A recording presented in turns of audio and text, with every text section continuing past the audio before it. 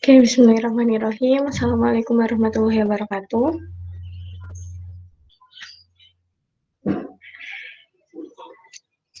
Suara saya paling Waalaikumsalam, Bu. ya. Oke, sambil menunggu teman-teman yang lain, jangan lupa teman-teman yang lain diajak ya untuk sharing session uh, sesi yang ketiga ya. Tuh. Oke, mungkin saya izin share slide. Jadi nanti saya akan membagikan gitu ya, kira-kira selama ini gitu ya, penelitian apa saja yang sudah saya pernah alami gitu ya. Nah itu mungkin akan memberikan gambaran kepada kalian gitu, terutama untuk teman-teman yang akan ambil gitu ya, ambil rumpun gitu, menentukan topik dan sebagainya bisa menjadi gambaran gitu. Di sini apakah slide-nya sudah terlihat?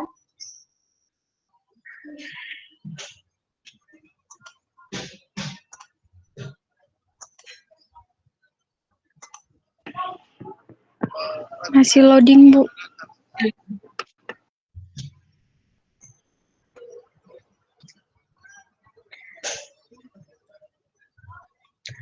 Oke, di sini apakah sudah terlihat slide-nya?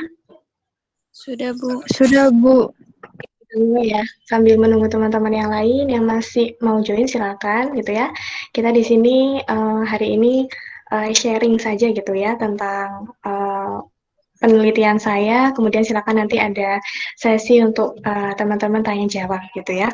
Oke, jadi di sini gitu ya, yang saya lakukan gitu ya, bisa dikatakan riset ya atau penelitian gitu ya. Penelitian yang saya dalami di sini adalah terkait analisis fungsional gitu. Mungkin di sini kalau belum mengambil mata kuliah pengantar analisis fungsional mungkin agak sedikit perlu berusaha untuk mengikuti ya gitu. Tapi nanti kita tidak akan saya tidak akan menjelaskan materi itu gitu ya terlalu dalam, hanya sekilas gambaran saja gitu ya sebagai wawasan bagi teman-teman nanti yang mungkin tertarik dengan topik yang sama dengan yang saya dalami ini. Gitu. Jadi di sini tentang analisis fungsional gitu. Apakah terbatas tentang analisis fungsional gitu ya yang saya dalami selama ini? Tidak gitu ya. Jadi memang riset utama saya adalah tentang analisis fungsional gitu. Tapi di sini saya juga memiliki beberapa penelitian yang lain gitu ya. Dalam hal ini dengan topik yang lain di luar analisis fungsional. Misalkan seperti pemodelan matematika dan sebagainya. Nah, itu juga saya ada kontribusi di situ gitu. Oke. Kita lanjutkan dulu. Jadi untuk pengantar saja bahwa khususnya di matematika ITK itu kita mengenal dua jenis rumpun ya matematika, yaitu analisis dan aljabar dan juga satunya adalah matematika terapan gitu. Nah di sini saya memilih analisis gitu, analisis. Jadi untuk bagian yang abstraknya sebenarnya ada dua ya, ada dua bidang yaitu analisis dan aljabar gitu ya. Nah, saya di sini memilih untuk yang analisis, mendalami rumpun yang analisis. Tuh. Sebenarnya ada beberapa alasan gitu ya. Kenapa kok saya milih analisis sih, kenapa nggak yang lain gitu ya. Jadi alasan kenapa saya itu memilih apa namanya analisis ini dibandingkan yang lainnya gitu. Nah, di sini bisa teman-teman lihat ada beberapa alasan sebenarnya kenapa kok saya memilih topik yang berkaitan dengan analisis ya. Yang pertama pastinya passion ya. Passion saya memang di situ dari semua mata kuliah gitu ya. Ketika di kampus dulu menjalani program sarjana gitu ya. Uh, sama sehalnya dengan kalian sekarang gitu yang sedang menempuh program sarjana, banyak pilihan mata kuliah, banyak pilihan bidang minat gitu ya. Dan akhirnya saya menemukan passion ya. Passion di sini bisa diartikan sebagai kegairahan gitu ya. Jadi setiap kali belajar tentang yang berbau analisis itu saya merasa kayak semangat gitu. Jadi meskipun entah saya bisa atau tidak ya untuk belajar materi itu, tapi saya selalu semangat gitu. Jadi saya punya rasa pengen tahu, pengen belajar itu terus gitu ya. Kayak itu mata kuliah itu atau rumpun itu dibandingkan yang lain itu punya nilai lebih di mata saya gitu. Nah, sehingga saya milih untuk mendalami rumpun analisis ya, khususnya functional analysis gitu. Dia yang pertama sesuai dengan passion saya. Kemudian mungkin berikutnya, alasan yang berikutnya gitu ya, kenapa kok saya memilih rumpun analisis ini? Karena di analisis ini belajar berpikir struktural gitu. Jadi structure thinking gitu ya. Jadi belajar berpikir struktural. Nah, pertanyaannya apakah di mata kuliah matematika yang lain itu tidak diajarkan berpikir struktural gitu ya? Jawabannya iya, diajari belajar struktural. Tapi kalau di analisis itu dia benar-benar detail gitu. Jadi step by stepnya tuh kayak nggak boleh ada yang terlewat gitu. Jadi kalau satu terlewat itu akan berdampak dengan yang lainnya. Dan itu dampaknya juga ini ya, maksudnya lumayan besar gitu. Jadi harus detail, harus terurut gitu. Nah, itu memberikan jadi terbawa gitu ya, terbawa keseharian. Ketika saya mulai senang dengan rumpun analisis ini jadi terbawa keseharian yang misalkan biasanya dulu kalau melakukan sesuatu itu kayak terserah gitu ya, terserah maksudnya tidak ada urutannya, kemudian tidak teratur. Jadi mungkin karena sering belajar analisis, jadi itu terbawa dalam kehidupan sehari-hari, mulai dari mengerjakan sesuatu itu harus terurut, harus terjadwal, harus ada step by stepnya, harus terencana. Nah itu saya mulai ada dampaknya di situ ternyata ketika saya belajar analisis gitu ya, dampaknya sampai kebawa sampai ke aktivitas sehari-hari gitu ya. Jadi semuanya dilakukan secara terencana gitu ya, harus ada planningnya, harus ada urut-urutannya, nggak bisa misalkan saya mau dari A mau ke Z, nggak bisa dari A langsung ke Z, harus ada B, C, D, dan seterusnya gitu. Yang ketiga, analisis ini belajar tentang investigasi gitu, menyelidiki ya. Gitu kalau teman-teman udah pernah ambil analisis real 1, analisis real 2 atau pengantar analisis fungsional, maka akan akan tahu ya kalau misalkan pasti soalnya tuh disuruh menyelidiki gitu ya, buktikan gitu ya. Kemudian ya kebanyakan menyelidiki ya, selidiki apakah ini benar gitu. Kalau misalkan tidak apa alasannya gitu ya. Jadi belajar tentang menyelidiki. Nah, investigasi ini menurut saya ya, bagi saya itu suatu kegiatan yang kayak uh, menyenangkan gitu ya, karena kita tuh kayak bisa mencari tahu itu jadi ada rasa penasaran di situ, kok bisa ya seperti ini gitu, ini dari mana gitu, ini asal mulai dari mana. Nah, pertanyaan-pertanyaan seperti itu yang buat saya kayak semakin semangat gitu ya kalau belajar analisis gitu ya. Ya itu yang ketiga. Poin keempat yang tentunya harus paling tidak itu dimiliki adalah kemampuan di dalam materi itu sendiri gitu. Jadi kenapa penting punya kemampuan juga selain punya passion ya? Karena nggak cukup hanya passion ya. Jadi kita harus juga bisa mengukur kemampuan kita dalam mendalami suatu rumpun. Kalaupun kita ngerasa oh kayaknya saya nggak mampu nih untuk terjun di rumpun analisis gitu.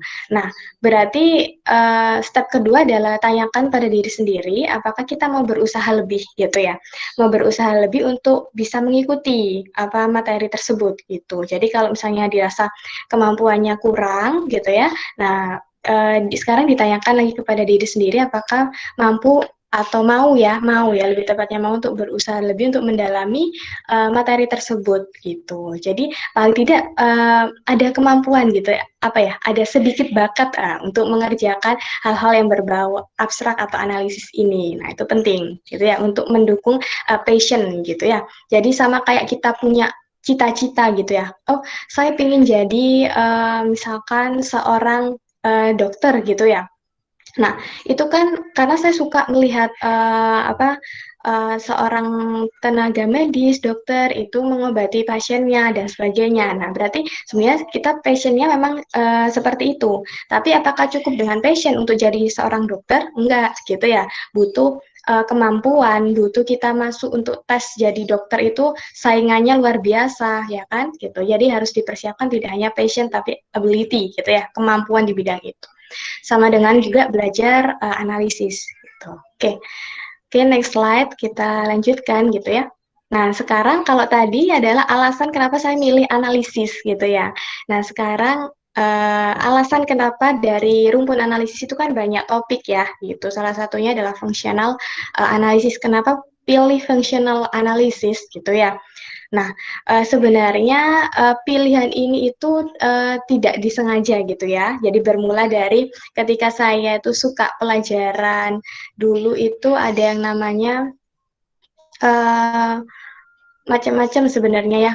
Waktu saya di program sarjana banyak analisis gitu ya, yaitu analisis real satu sama dengan teman-teman yang teman-teman dapatkan ya di kampus juga. Kemudian analisis real 2, kemudian mungkin ada dulu ada kapita selekta analisis dan aljabar, kemudian ada teori ukuran dan integral gitu. Nah, saya dari mata kuliah tersebut yang begitu abstrak sebenarnya saya pengen mendalami yang sangat abstrak, yaitu kayak yang analisis real gitu ya, analisis real satu, analisis real 2 gitu. Nah, kemudian ketika berdiskusi gitu ya dengan dosen gitu, salah satu dosen pembimbing saya gitu waktu program sarjana, nah beliau menyarankan bahwa ambil functional analysis ini gitu, analisis fungsional. Kenapa? Karena dari beberapa topik yang berbau atau rumpun di rumpun analisis yang paling mudah untuk kita terapkan ya dalam kehidupan sehari-hari itu uh, ya fungsional analisis ini gitu sesuai dengan namanya ya analisis fungsional berarti dia akan mudah untuk kita giring ke pemodelan matematika kita bawa ke uh, komputasi dan sebagainya itu awalnya dari konsep fungsional analisis ini atau analisis fungsional. Nah, dari situ saya berpikir, oh iya ya berarti setiap materi gitu ya, setiap materi di seabstrak analisis pun itu kita juga harus memikirkan fungsionalnya ya, fungsinya gitu, fungsional gitu ya. Terapannya tuh apa? Nah, akhirnya ya udah saya coba untuk belajar analisis fungsional ini gitu dan ternyata saya mendapatkan passion juga gitu ya ketika belajar di yang analisis fungsional ini passion saya juga ada di situ gitu ya dan saya waktu berkuliah juga cukup baik di dalam mata kuliah itu dan akhirnya saya milih fungsional analisis ini gitu ya nah ini jadi karena dia lebih dekat untuk diterapkan dibawa ke pemodelan matematika bisa gitu ya dibawa ke komputasi juga bisa gitu. Nah, akhirnya saya milih functional analysis. Oke. Oke, mungkin ada beberapa topik yang saya kenalkan gitu ya untuk teman-teman yang mungkin belum ambil pengantar analisis fungsional, mungkin semester depan ya. Kalau sekarang teman-teman 2018 berarti semester depan. Kemudian untuk teman-teman yang mungkin baru mungkin ya ini agak jauh ya memang agak materi-materi di tingkat akhir memang tentang analisis fungsional gitu karena basicnya harus menguasai Unreal 1, Unreal 2 gitu minimal gitu. Nah, ada beberapa topik ya yang dibahas di analisis fungsional, tapi ini tidak semua, hanya beberapa yang saya sebutkan di sini, yang biasanya itu dibuat sebagai bahan kajian ya oleh para peneliti. Yang pertama berkaitan dengan ruang metrik gitu ya, ruang metrik, kemudian ada ruang norm, ada ruang hasil kali dalam, ada teorema titik tetap, ada operator linear, dan ada fungsional linear. Nah, ini bicara tentang apa saja gitu ya. Nah, ini nanti mungkin teman-teman bisa ini ya, perdalam lagi nanti gitu ya ketika sudah mendapatkan mata kuliah tersebut gitu ya. Mungkin secara garis besar kalau kita bicara tentang analisis fungsional itu yang di pikiran kita itu ruang gitu, bicara tentang ruang gitu. Sebenarnya ruang itu apa sih gitu. Jadi ruang itu seperti himpunan ya. Kalau kita belajar aljabar, misalkan di aljabar apa biasanya yang aljabar abstrak mungkin ya sudah diajari tentang himpunan tuh yang bentuknya seperti apa atau di analisis real satu kan sudah dapat himpunan gitu ya. Nah, di himpunan itu kan kumpulan ya, kumpulan elemen-elemen gitu yang dia dijadikan satu gitu ya dalam suatu kelompok gitu ya. Akhirnya dia dinamakan sebuah himpunan yang pastinya memiliki aturan-aturan tertentu juga. Nah, kalau ruang di sini aturan-aturan yang mengikat itu tidak seumum himpunan. Misalnya kalau himpunan kan sebutkan himpunan bilangan asli, kita bisa bilang bahwa himpunan anggotanya itu adalah satu, 2, 3, dan seterusnya gitu ya. Berarti yang dimulai dengan dari angka atau bilangan 1 gitu. Nah, aturannya umum gitu. Nah, kalau ruang itu ada beberapa aturan ya atau beberapa aksioma. Aksioma kalau misalkan di aljabar mungkin sudah pernah diajari juga ya. Sama juga sebenarnya konsepnya di ruang yang dimaksud di analisis sama aljabar, namun bedanya sifat-sifat yang mengikat di dalamnya itu yang beda. Kalau analisis terutama tentang ruang ya, ruang metrik, kemudian ruang norm, ruang hasil kali dalam, itu ada beberapa aturan, biasanya ada 4 ya. Jadi masing-masing ruang ini punya 4 aturan yang tentunya berbeda satu sama lain gitu. Dan itu harus dipenuhi. Jadi tidak hanya sekedar himpunan, tapi himpunannya itu harus memenuhi aturan-aturan yang sudah ditentukan. Nah, baru dia disebut ruang metrik, ruang norm, dan ruang hasil kali dalam. Nah, seperti itu contohnya ya, gambarannya tentang bayangannya kalau kita ngomong ruang di analisis itu ruang yang seperti apa ya, gitu ya, bukan di ruangan ya, tapi ruang itu himpunan gitu, himpunan yang dia harus memenuhi beberapa sifat, beberapa aksioma gitu ya. Oke, kemudian bahan kajian lain biasanya teorema titik tetap gitu. Teorema titik tetap ini penting banget gitu ya. Nggak hanya di analisis itu sendiri, tapi dia sebenarnya dipakai di ketika kita mau cari biasanya anak-anak pemodelan ya yang pakai tentang keberadaan dan ketunggalan. Misalnya kita mau cari suatu bisa titik apa ya, titik kesetimbangan ya kalau nggak salah. Kalau di pemodelan itu namanya titik kesetimbangan, titik kestabilan ya. Itu bisa menggunakan fixed point theorem, teorema titik tetap gitu. Jadi ada banyak cara ya sebenarnya untuk menunjukkan bahwa titik kestabilan atau titik kesetimbangan ya. Nah, itu merupakan ada dan tunggal gitu. Nah, itu salah satunya kalau kita pakai fixed point theorem ini bisa gitu. Jadi fixed point theorem. Jadi fixed point theorem itu teorema titik tetap. Jadi kalau kita punya intinya kalau kita punya suatu titik X, kemudian kita punya pemetaan ya, pemetaannya itu biasanya adalah kita gunakan pemetaan yang kontraktif gitu ya. Nah, pemetaan yang kontraktif itu disimbolkan dengan F, katakanlah gitu ya. Jadi berarti X-nya itu sama dengan Fx. Nah, itu berarti X-nya ini dikatakan fixed point, titik tetap. Jadi titik awalnya tuh X ketika dia dipetakan melalui teori pemetaan kontraktif, nilainya itu akan sama dengan hasil petanya yaitu Fx. Nah, sekilas seperti itu yang dinamakan fixed point. Nah, kemudian kalau operator linier sama fungsional di linier gitu ya, ini sama kayak beberapa sifat kalau di aljabar mungkin kenal dengan apa ya, homomorfisme ya, homomorfisme gitu ya. Nah, terhadap penjumlahan gitu. Nah, di sini juga ada konsep yang serupa ya, serupa cuma ada mungkin beberapa perbedaannya gitu. Nah, itu ada di operator linier sama fungsional linier gitu. Nah, ini juga sifatnya juga yang dinamakan operator, yang dinamakan fungsional itu adalah pemetaan ya, jadi fungsi gitu. Jadi kalau bicara di sini operator itu apa gitu? Operator itu fungsi, pemetaannya gitu, fungsinya. Tapi fungsinya yang seperti apa? Nah, itu definisinya yang berbeda dengan fungsi pada umumnya. Maka dari itu dia dikatakan operator gitu, operator linier. Nah, sifat liniernya ini juga yang ditekankan seperti itu ya. Oke, oke, ini ada beberapa. Ini adalah tentang topik tugas akhir saya ya yang berkaitan dengan fungsional analisis gitu ya. Jadi ini ada undergraduate thesis atau tugas akhir ya, final project.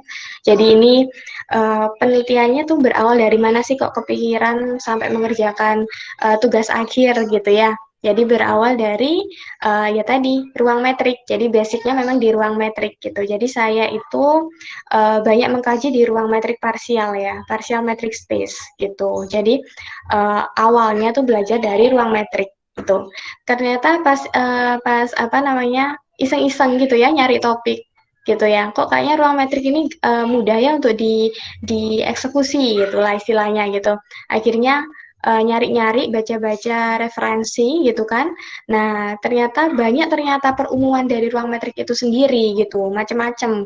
Ada ruang metrik yang kun, ada ruang metrik, ada bimetrik gitu ya, ada macam-macam, ada trimetrik gitu. Dan salah satu yang buat saya tertarik ternyata bisa jadi ruang metrik parsial gitu. Dan ruang metrik parsial ini gitu ya, kalau dia diterapkan di komputasi gitu ya, dia itu paling mudah diterapkan untuk di komputasi. Jadi ada beberapa aksioma yang memang tidak dimiliki oleh metrik, tapi dia dimiliki oleh metrik parsial ini gitu, dan itu berguna dalam komputasi. Nah itu kayak jadi ketertarikan sendiri gitu ya dari ketika saya baca-baca itu. Oh, berarti ruang metrik parsial ini dekat ya kalau diterapkan untuk computing gitu. Nah dari situ saya uh, semakin tertarik ya untuk mengkaji tentang ruang metrik parsial.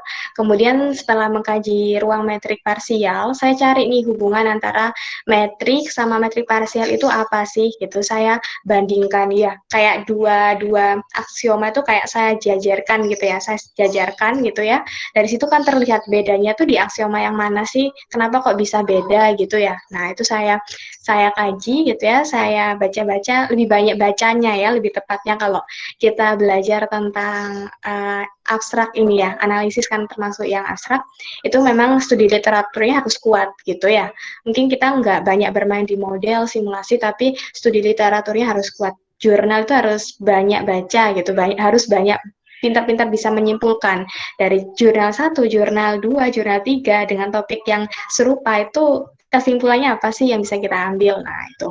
Nah, dari situ saya mendapatkan suatu gambaran tentang oh ternyata metrik sama metrik parsial ini ada hubungannya gitu ya, ada analoginya gitu, ada hubungannya dan bisa jadi kayak ketika kita punya sifat yang umum ini kan dari ruang metriknya dulu gitu. Ruang metrik ini sudah yang istilahnya kayak basicnya dulu gitu. Nah, mau dikembangkan jadi ruang metrik parsial gitu.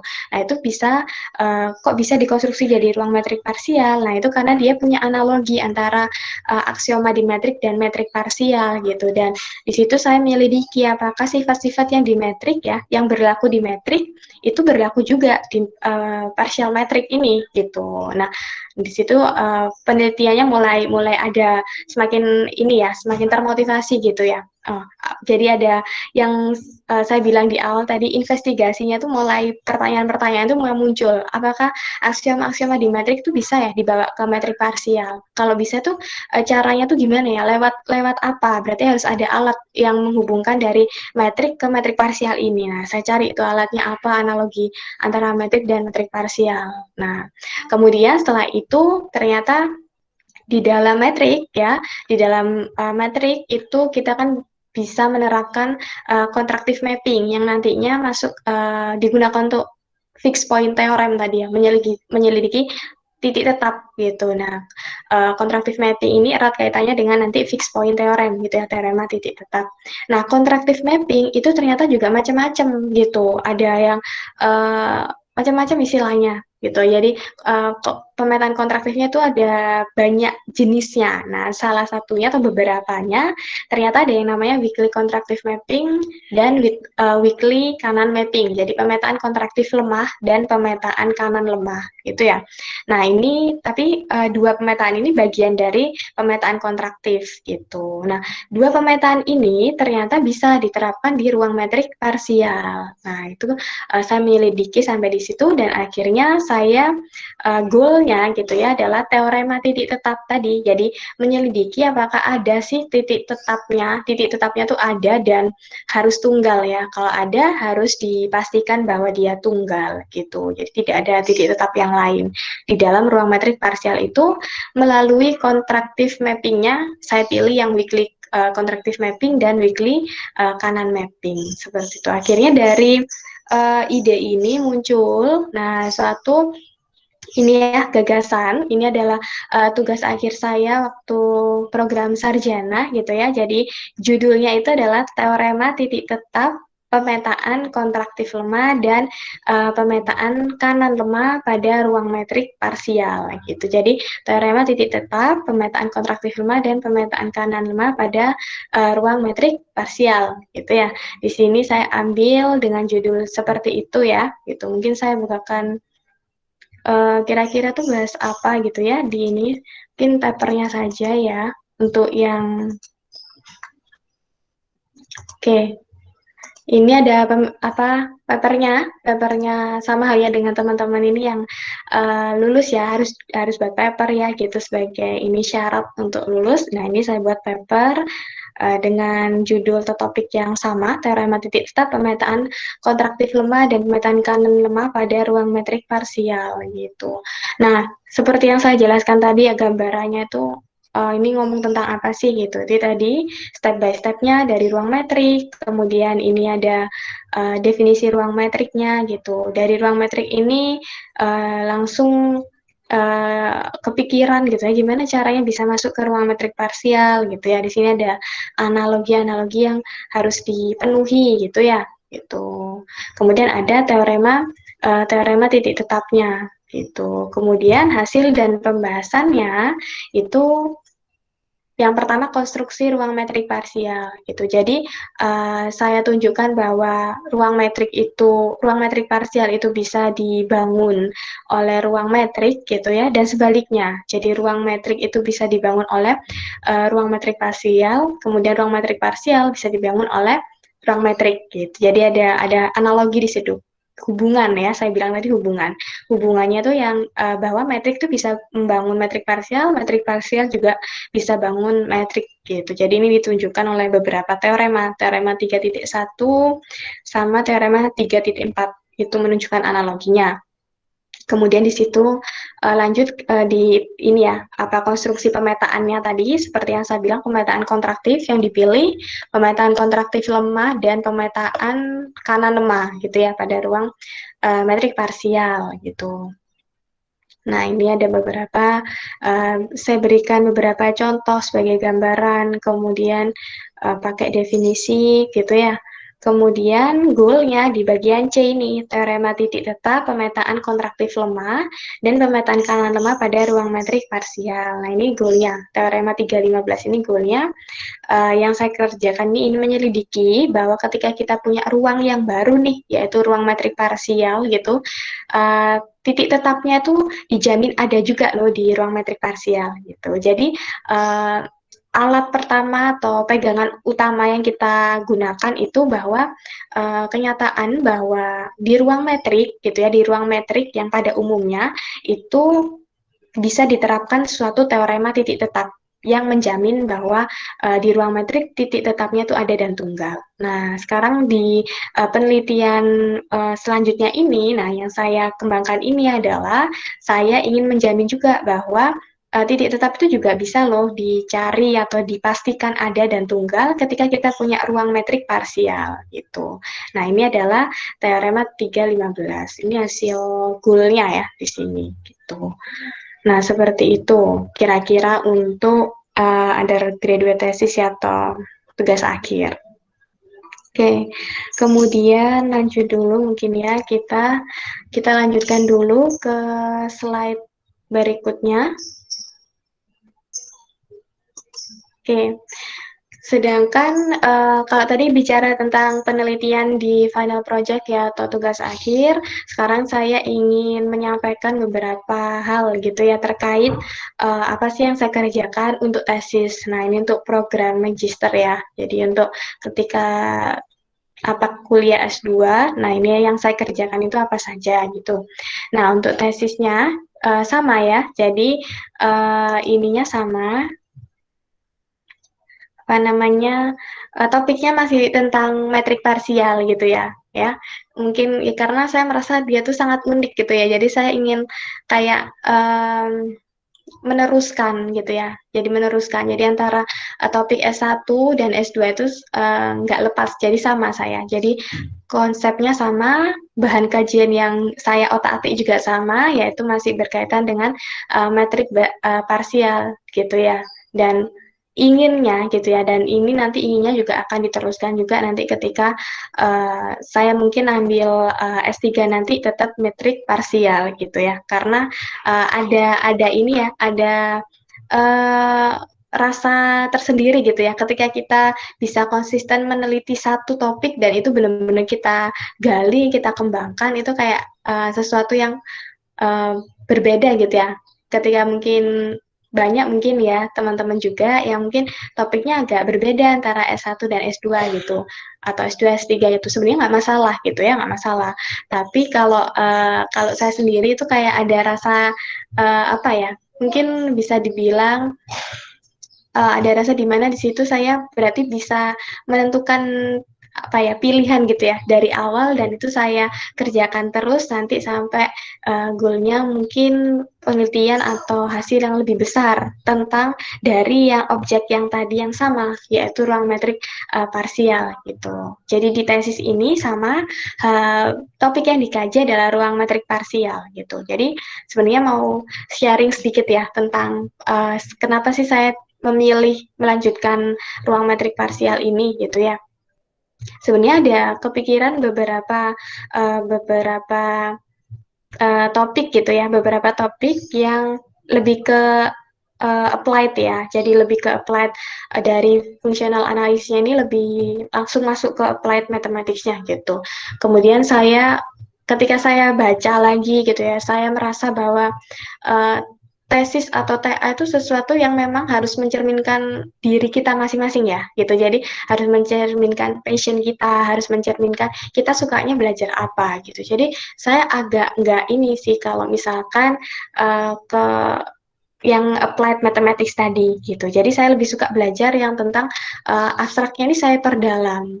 Pasti ada banyak yang bisa dikaji dari pengembangan dari konsep dasarnya itu. Jadi saya di situ teguh gitu ya, teguh kalau ingin melanjutkan yang tentang partial metric saja gitu. Akhirnya saya konsultasikan gitu ya ke dosen pembimbing ya, calon dosen pembimbing S2 saya waktu itu. Jadi belum belum fix gitu ya, ngobrol gitu ya, hanya kalau misalnya saya S1-nya seperti ini, punya topik ini Pak gitu ya, ruang metrik parsial gitu. Nah, tapi di S2-nya pengennya saya tetap tentang metrik parsial gitu, nggak tahu gimana ngolahnya, pokoknya saya tetap ingin lanjutin yang ruang metrik parsial gitu. Nah, saya gitu gitu ya ke calon dosen pembimbing saya gitu ya.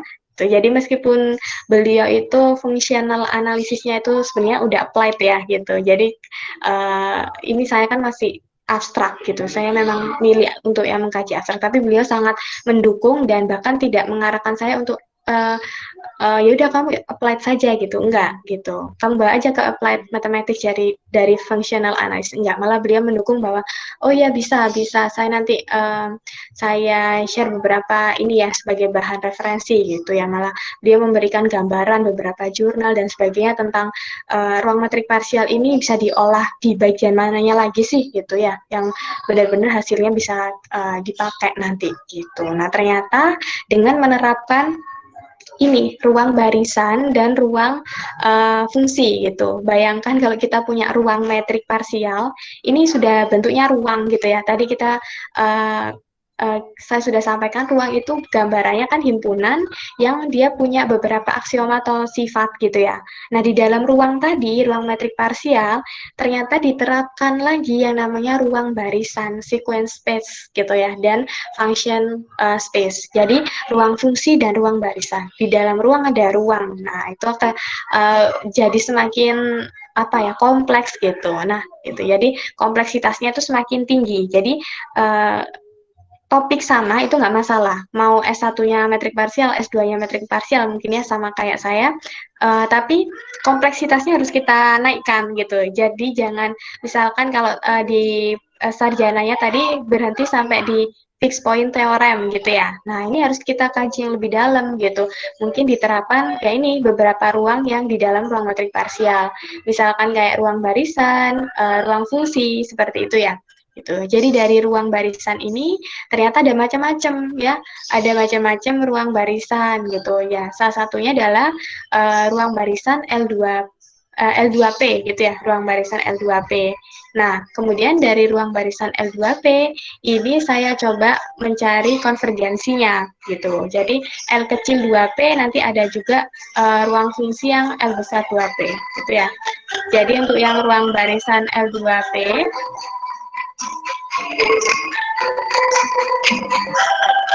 oke, dari ruang barisan L2P ini saya cari konvergensinya gitu ya. Konvergensi dari ruang barisan L2P. Kemudian dari konvergensinya itu saya cari kelengkapan dari ruang barisan L2P. Tuh. Jadi dari konvergensi arahnya nanti ke kelengkapan gitu. Kalau yang sudah ambil analisis fungsional mungkin tahu ya istilah ruang yang lengkap itu seperti apa. Ruang yang lengkap itu kalau setiap barisan Cauchy-nya itu konvergen ya gitu. Jadi mungkin kalau barisan Cauchy mungkin dikenalkan ya nanti di analisis real sudah analisis real 2 paling nggak sudah kenal barisan Cauchy itu yang seperti apa gitu. Nah, setiap barisan Cauchy yang konvergen gitu ya, itu berarti akan membentuk suatu ruang yang lengkap. Karena apa? Karena tidak setiap barisan Cauchy itu konvergen. Gitu. Tapi kalau setiap barisan yang konvergen itu pasti Cauchy. Jadi ruang yang lengkap bedanya ruang yang lengkap sama yang nggak lengkap itu ada di konvergensi dari barisan Cauchy-nya. Kalau setiap barisan Cauchy di ruang itu konvergen, nah berarti ruang itu adalah ruang yang lengkap seperti itu. Kemudian masuk ke ruang fungsi. Jadi ada ruang barisan, ada ruang fungsi gitu. Dari ruang fungsi juga sama diterapkan. Saya pilih ruang fungsi L besar 2P gitu ya. Kenapa kok milih L kecil 2P sama L besar 2P gitu ya? Ini banyak sebenarnya. Ruang fungsi itu banyak macamnya, ruang barisan juga banyak.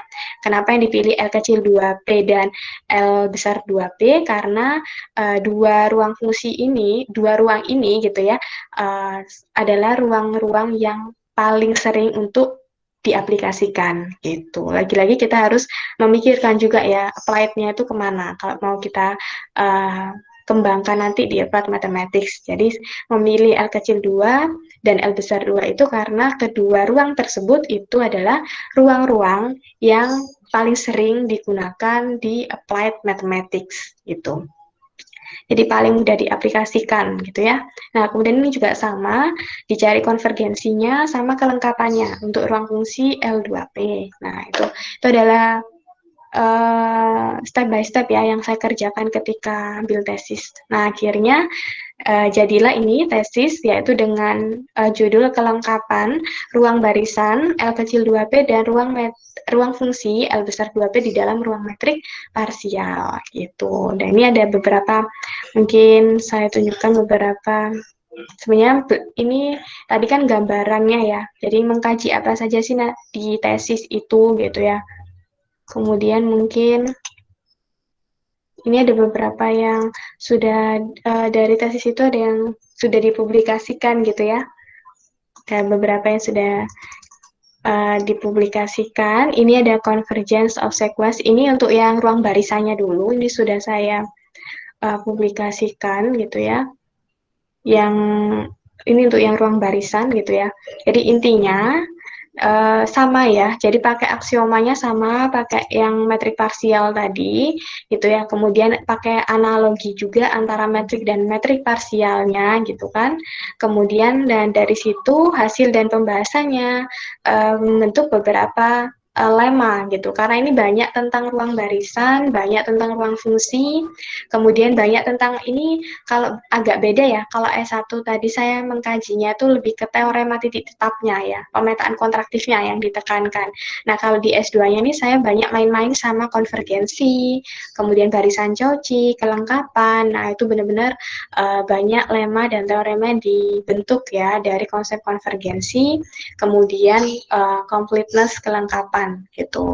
Nah, ini beberapa tentang konvergensi dan kelengkapan juga di ruang barisan L2. Ini untuk yang ruang barisan L2. Nah, nanti yang ruang fungsi juga kalau ruang fungsi ini kebetulan belum saya publish ya, gitu. Jadi masih di TA. Jadi coba saya bukakan. Nah, di sini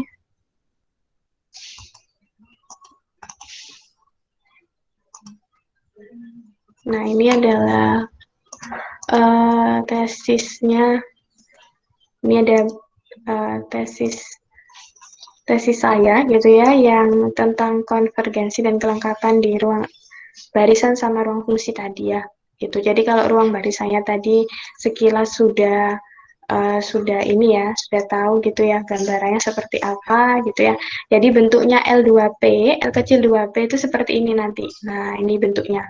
Jadi ruangnya tuh yang seperti apa? Jadi ruang itu kan himpunan ya. Ya sama, berarti penulisannya juga himpunan gitu. Sama kayak kita menuliskan himpunan.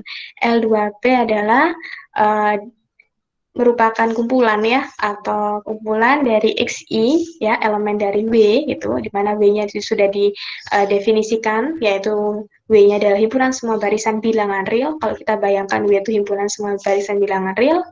Kemudian, tapi yang seperti apa kalau L2P? Kalau L2P diberikan syarat di sini bahwa sigma dari DP kuadratnya harus kurang dari tak hingga. Nah, DP itu adalah metriknya gitu ya, metriknya. Jadi DP itu adalah metrik yang dibangun oleh metrik parsialnya gitu ya. Jadi ini adalah jadi bentuknya sama kayak kita menuliskan himpunan, tapi selalu ada syarat di situ. Harus memenuhi apa? Nah, itu baru dia dikatakan L kecil 2P.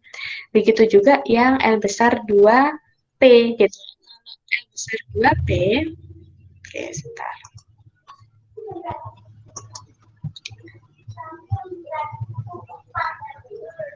Bentar ya. Kalau L besar 2P gitu ya, kita itu ambil ruangnya dari L2AB. Kalau L2AB ini suatu ruang fungsi yang di ruang metrik ya, gitu.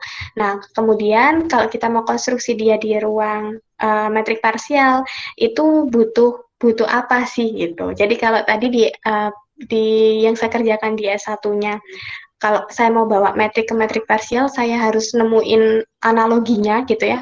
Analoginya itu di mana? Oh, ternyata di metrik DP tadi ya, metrik yang dibangun oleh metrik parsial. Nah, sekarang saya mau konstruksi ruang fungsi sama ruang barisan yang awalnya dia ada di ruang metrik, mau saya bawa ke ruang metrik parsial gitu. Nah, lewat apa bisa saya terapkan di ruang metrik parsial? Nah, saya butuh di situ yang namanya himpunan terurut parsial. Sebentar di sini. Himpunan terurut parsial, alatnya ada di sini alatnya. Nah, himpunan terurut parsial. Ini yang bisa dijadikan suatu alat gitu ya, atau katakanlah perantara gitu ya. Kita bisa membangun ruang fungsi sama ruang barisan yang awalnya ada di ruang metrik, dia bisa dibentuk di ruang metrik parsial. Jadi dia harus butuh yang namanya himpunan terurut parsial. Nah, himpunan terurut parsial itu apa? Nah, ini harus memenuhi definisi ini gitu ya, teorema ini gitu. Nah, itu jadi harus uh, asiknya di situ ya, investigasinya tuh asiknya di situ. Jadi kayak memindahkan, bukan memindahkan ya, kayak mencari gitu ya, mencari perantara atau analogi kalau mau memindahkan ini satu komponen ini ya, misalnya satu komponen A di ruang yang pertama mau kita pindahkan nih di ruang yang kedua. Nah, itu kan nggak bisa langsung ya gitu, karena pasti antara ruang satu dan dua ini punya syarat atau sifat yang beda, karakteristiknya beda. Tapi saya pengen membangun hal yang sama yang sudah dibangun di ruang satu, bisa saya bangun juga di ruang yang dua. Nah, itu saya harus temukan alatnya lewat mana gitu. Nah, itu mungkin yang saya bilang tadi, investigasinya di situ. Serunya menyelidikinya di situ, salah satunya gitu ya. Nah, seperti itu. Nanti endingnya ya di konvergensi sama kelengkapan tadi ya gitu. Jadi ini hasil dan pembahasannya, ada beberapa lema gitu ya, terkait tentang ini hubungannya. Jadi kalau misalkan ya, saya beri contoh satu aja ini. Misalkan kalau kita baca lemanya, jika barisan XN konvergen ke X di dalam ruang metrik XDP, DP tadi adalah metrik yang dibangun oleh metrik parsial gitu ya, maka XN juga konvergen di dalam ruang metrik parsial. Nah, analoginya tuh tetap dipakai yang hasil di pembahasan saya di tahap S1 ya, tentang analoginya, yaitu analogi antara metrik dan metrik parsial yang direpresentasikan sebagai metrik DP itu dipakai terus, karena itu juga salah satu alat selain himpunan terurut parsial tadi ya, yang bisa mempertahankan sifat-sifat yang ada di ruang metrik. Kalau dibawa ke ruang metrik parsial, sifat-sifat itu tetap berlaku gitu. Asalkan kita punya metrik yang namanya metrik DP. Jadi metrik DP ini nggak boleh sembarang metrik ya. Jadi metrik DP itu adalah ya ini tadi metrik yang didefinisikan sebagai 2P XX dikurangi PX 2PXY dikurangi PXX dikurangi PYY gitu yang dan itu kita harus pakai DP yang seperti itu gitu. Jadi kalau misalkan DP-nya yang lain yang tidak dibangun oleh metrik parsial, apakah bisa untuk sifatnya dipertahankan di ruang metrik parsial? Nah, itu juga satu tanda tanya lagi gitu. Jadi selagi DP-nya atau metrik yang kita gunakan itu metrik yang dibangun oleh metrik parsial yang bentuknya itu seperti ini gitu ya. Nah, itu semua aturan, semua sifat, semua karakteristik, semua istilahnya elemen-elemen yang dibangun di ruang metrik bisa kita bawa ke ruang metrik parsial. Jadi harus ada alatnya tadi. Alatnya itu dengan analogi antara metrik dan metrik parsial ya. Kemudian karena di tesisnya ini di S2-nya saya mengkaji tentang ruang barisan sama ruang fungsinya, berarti saya harus butuh alat lagi tambahan gitu untuk mengkonstruksi ruangnya ini tadi gitu, yaitu himpunan terurut parsial tadi gitu. Jadi ada dua alat. Jadi yang awalnya punya satu alat ya, yang untuk memindahkan gitu ya, memindahkan dari ruang metrik ke metrik parsial. Nah sekarang ditambahkan dengan himpunan terurut parsial juga gitu. Nah, seperti itu contohnya kurang lebih ini hasil apa namanya pembahasannya ya gitu. Jadi intinya seperti itu. Sampai goalnya itu di kelengkapan ya, kelengkapan ruang barisan sama ruang fungsi di dalam ruang metrik parsial. Nah, seperti ini gitu ya.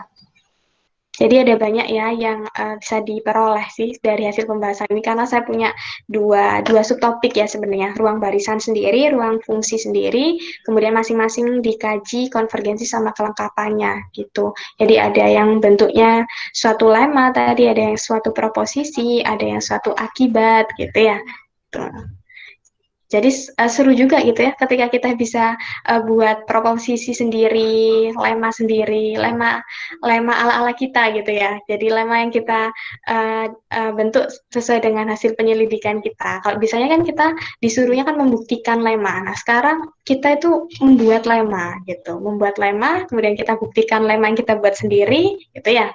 Jadi serunya di situ juga sih. Jadi kayak well ternyata kita bisa bentuk lemma ya gitu, teorema, proposisi, akibat, contoh gitu ya. Yang biasanya hanya membuktikan gitu ya kalau di kuliah, kalau di apa perkuliahan kan disuruhnya hanya membuktikan, memberikan contoh, membuktikan apakah teorema ini terbukti benar gitu ya dan sebagainya. Tapi kalau di sudah masuk tesis, sudah masuk TA kita tuh bisa kayak ya itu tadi ya. Jadi kita bisa bangun gitu ya, bisa bangun lemma sendiri, bisa bangun teorema sendiri gitu. Jadi itu salah satunya mungkin yang membuat saya juga tetap selalu semangat dan termotivasi ya untuk tetap memilih rumpun ini gitu. Mungkin itu ya yang mungkin jadi sebenarnya kalau kita mau kaji atau mau lihat lebih dalam sebenarnya apa sih yang membedakan analisis dengan rumpun-rumpun yang lain gitu ya. Nah, mungkin kalau di rumpun yang lain kita belajar applied-nya ya. Kita punya aturan, kita punya suatu teorema yang kita gunakan untuk pemodelannya dan sebagainya, tapi di situ mungkin ini ya, memodifikasi. Jadi ada tahapan memodifikasi dari aturan itu. Tapi kalau di apa namanya di analisis itu lebih ke kita belajar untuk create ya, membuat suatu lemma, membuat suatu teorema yang tentunya itu juga tidak boleh lepas dari penelitian-penelitian terdahulu karena semuanya itu selalu diawali dengan penelitian terdahulu. Tadi yang saya bilang bahwa kalau kita mau concernnya memang di analisis fungsional ya, itu harus kuat di studi literatur, banyak baca jurnal, banyak membandingkan ya. Kalau saya dulu itu zaman-zaman waktu mau tugas akhir, tesis gitu ya, itu tuh hampir hampir kalau misalnya kita punya 3 bulan ya untuk mengerjakan tugas akhir itu paling uh, hampir 2/3 waktunya itu tuh saya gunakan buat ini, buat baca jurnal. Karena memang awal dari kita bisa menemukan gimana sih cara mengkonstruksinya itu memang di studi literaturnya gitu. Harus membandingkan satu jurnal dengan jurnal yang lain gitu. Kemudian saya simpulkan apa sih yang nggak ada di jurnal satu tapi ada di jurnal dua gitu. Kemudian saya tarik garis besarnya ya atau benang merahnya gitu. Nah, saya tarik benang merahnya intinya apa. Nah, baru saya bisa konstruksi, saya bisa isinya orat-orat sendiri gitu ya. Nah, ini dari kesimpulan itu saya dapatkan hasil-hasil seperti ini gitu. Nah, kemudian saya hubungkan. Nah, seperti itu mungkin. Oke, ini untuk yang tesis saya tadi ya. Kemudian ini ada mahasiswa juga ya, 2016 ya, kalau nggak salah. Resla itu 2016. 2016 yang mengambil topik yang sama dengan yang saya dalami yaitu tentang fungsional analisis gitu. Ini juga suatu pencapaian yang baik ya di awal karena Resla ini mahasiswa pertama gitu ya, mahasiswa pertama gitu ya, yang dia berani untuk ambil apa namanya topik fungsional analisis gitu ya. Kalau mahasiswa yang lain, kalau yang dengar abstrak gitu ya, ini saya nggak bilang semua mahasiswa, tapi kebanyakan gitu ya, mahasiswa matematika kalau dapat atau dengar kata yang analisis fungsional, dia pasti akan nggak deh, mendingan saya cari yang mungkin berkaitan dengan pemodelan atau data gitu ya. Tapi Resa malah memilih sama dengan apa yang saya juga sedang pelajari gitu ya, yaitu tentang functional analysis. Saya memberikan beberapa pilihan waktu itu ke Resa, ya bahannya sama tetap ruang metrik, tapi ruang metrik saya yang bilang di awal tadi, ruang metrik itu banyak pengembangannya. Salah satunya adalah yang saya kembangkan, ruang metrik parsial. Nah, untuk ruang metrik yang lain juga ada, salah satunya yang dikembangkan oleh Resa, yaitu ruang metrik Kuhn gitu. Nah, ruang metrik Kuhn itu tentunya pasti berbeda ya, pasti berbeda, punya aksioma dengan ruang metrik gitu. Kemudian dari ruang metrik pun, nah stepnya sama, step by stepnya sama. Ini step by step yang saya kerjakan ini sama dengan step by step yang saya kerjakan ketika program sarjana gitu ya. Hanya saja bahan kajian yang dikembangkan dari ruang metrik yang berbeda. Kalau saya mengembangkan ruang metrik parsial, kalau Resa ini ruang metrik Kuhn. Kemudian dia juga belajar kontraktif mappingnya, pemetaan kontraktif. Nah, dia pilih di sini kuasi kontraktif mapping gitu. Ini juga dia juga studi literatur dari kontraktif mapping yang banyak gitu ya. Kenapa kok pilih kuasi gitu? Nah, itu juga waktu itu diskusi juga kenapa harus kuasi gitu ya untuk diterapkan di metrik Kuhn-nya ini gitu. Kemudian endingnya, goalnya kita cari keberadaan dan ketunggalan dari titik tetap di dalam ruang metrik Kuhn gitu. Jadi kalau tadi ingin mempertahankan titik tetap di ruang metrik parsial, nah sekarang ingin mempertahankan titik tetap di ruang metrik Kuhn gitu. Perbedaannya seperti itu. Ini tugas akhir yang barusan tahun lalu kalau nggak salah ya, untuk Resa. Jadi ini eksistensi dan ketunggalan titik tetap di ruang metrik Kuhn dengan pemetaan kontraktif kuasi gitu ya. Ketika saya diskusi sama Resa, saya tanya kendalanya di mana. Kendalanya itu sebenarnya kalau yang lain mungkin, kalau mahasiswa yang lain ya, kalau ambil tugas akhir tentang pemodelan atau yang lain, pasti kendalanya di data atau simulasi ya. Kalau Resa, saya tanya waktu itu, sama kendalanya adalah di studi literatur. Nah, itu sama seperti yang saya bilang tadi, bahwa di analisis, di tugas akhir analisis atau rumpun ini, itu memang harus banyak baca gitu. Jadi dia ada kendala waktu itu di studi literatur.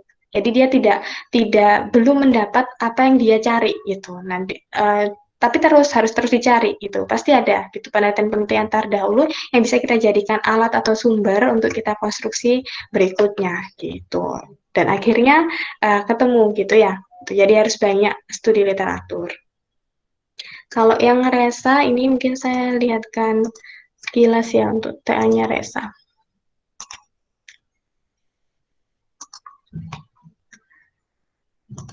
sama dengan yang ini ya, sebenarnya sama dengan topik yang saya ambil waktu saya S1 dulu. Cuma bedanya Resa ruang metrikun. Dia memilih ruang metrikun gitu. Tapi step by step-nya sama gitu. Nah, mungkin langsung ke hasil dan pembahasan ya. Atau mungkin ruang metrikun itu apa gitu ya. Ruang metrikun, sebentar, definisinya di ini ruang nerang. Oke. Kalau perbedaannya juga kalau Resa di sini pakai ruang norm juga ya, karena kunnya ini melibatkan norm gitu. Ada istilah kun di situ dia melibatkan norm. Kalau di metrik parsial yang saya kaji tidak ada ruang normnya, jadi mutlak dari ruang murni dari ruang metrik ke ruang metrik parsial. Kalau ini karena dia ada istilah kunnya itu hubungannya sama norm. Oke. Kemudian ini dia juga pakai himpunan terurut parsial gitu ya. Nih kunnya, definisi kun gitu. Jadi sebenarnya kun itu apa sih gitu ya? Kun itu um, suatu himpunan juga gitu ya. Jadi kalau kita lihat definisinya yang di sini diberikan E ruang banaril, kemudian himpunan P disebut kun. Nah, berarti kun ini bentuknya himpunan juga gitu. Tapi himpunannya yang harus seperti apa? Nah, harus memenuhi beberapa sifat. Nah, sifat 1, 2, dan 3 seperti itu. Baru dia disebut kun gitu. Kemudian ruang metrikun, nah ini ada definisinya. Nah ada tiga aksioma yang harus dipenuhi oleh ruang metrikun ini. Nah seperti ini. Nah seperti itu. Kemudian diberikan contoh. Kira-kira yang termasuk ruang metrikun itu uh, ketika kita punya domain atau kodomain yang seperti apa. Nah ini diberikan contoh juga gitu. Mungkin langsung ke hasilnya ya, biar ada gambaran hasil yang diperoleh Resa waktu tugas akhir ini tuh berupa apa sih gitu ya. Nah ini yang pertama tentang konstruksi ruang metrikun. Konstruksi ruang metrikun, jadi membawa dari ruang metrik ke metrikun itu lewat apa. Nah ini dia ada beberapa contoh. Di sini dia temukan beberapa contoh. Dia kaji beberapa contoh, dibuktikan. Ada contoh yang kedua juga. Kemudian contoh yang ketiga, jadi banyak ya kalau kita bicara konstruksi memang harus banyak memberikan contoh gitu ya. Ini contoh yang keempat. Kemudian konstruksi ruang metrikun yang lengkap gitu. Jadi tadi kalau yang lengkap dan tidak lengkap ya satu ruang dikatakan lengkap itu kan kalau barisan Cauchy-nya konvergen. Nah gitu. Nah ini dia konstruksi ruang metrikun yang lengkap. Artinya barisan Cauchy-nya konvergen. Ini juga ada beberapa contoh gitu. Kemudian konstruksi dari kunnya sendiri, kun normal gitu. Jadi ada contohnya juga. Nah, ini Resa memang saya minta banyak contohnya ya, karena dia konstruksi. Kalau konstruksi harus banyak contohnya.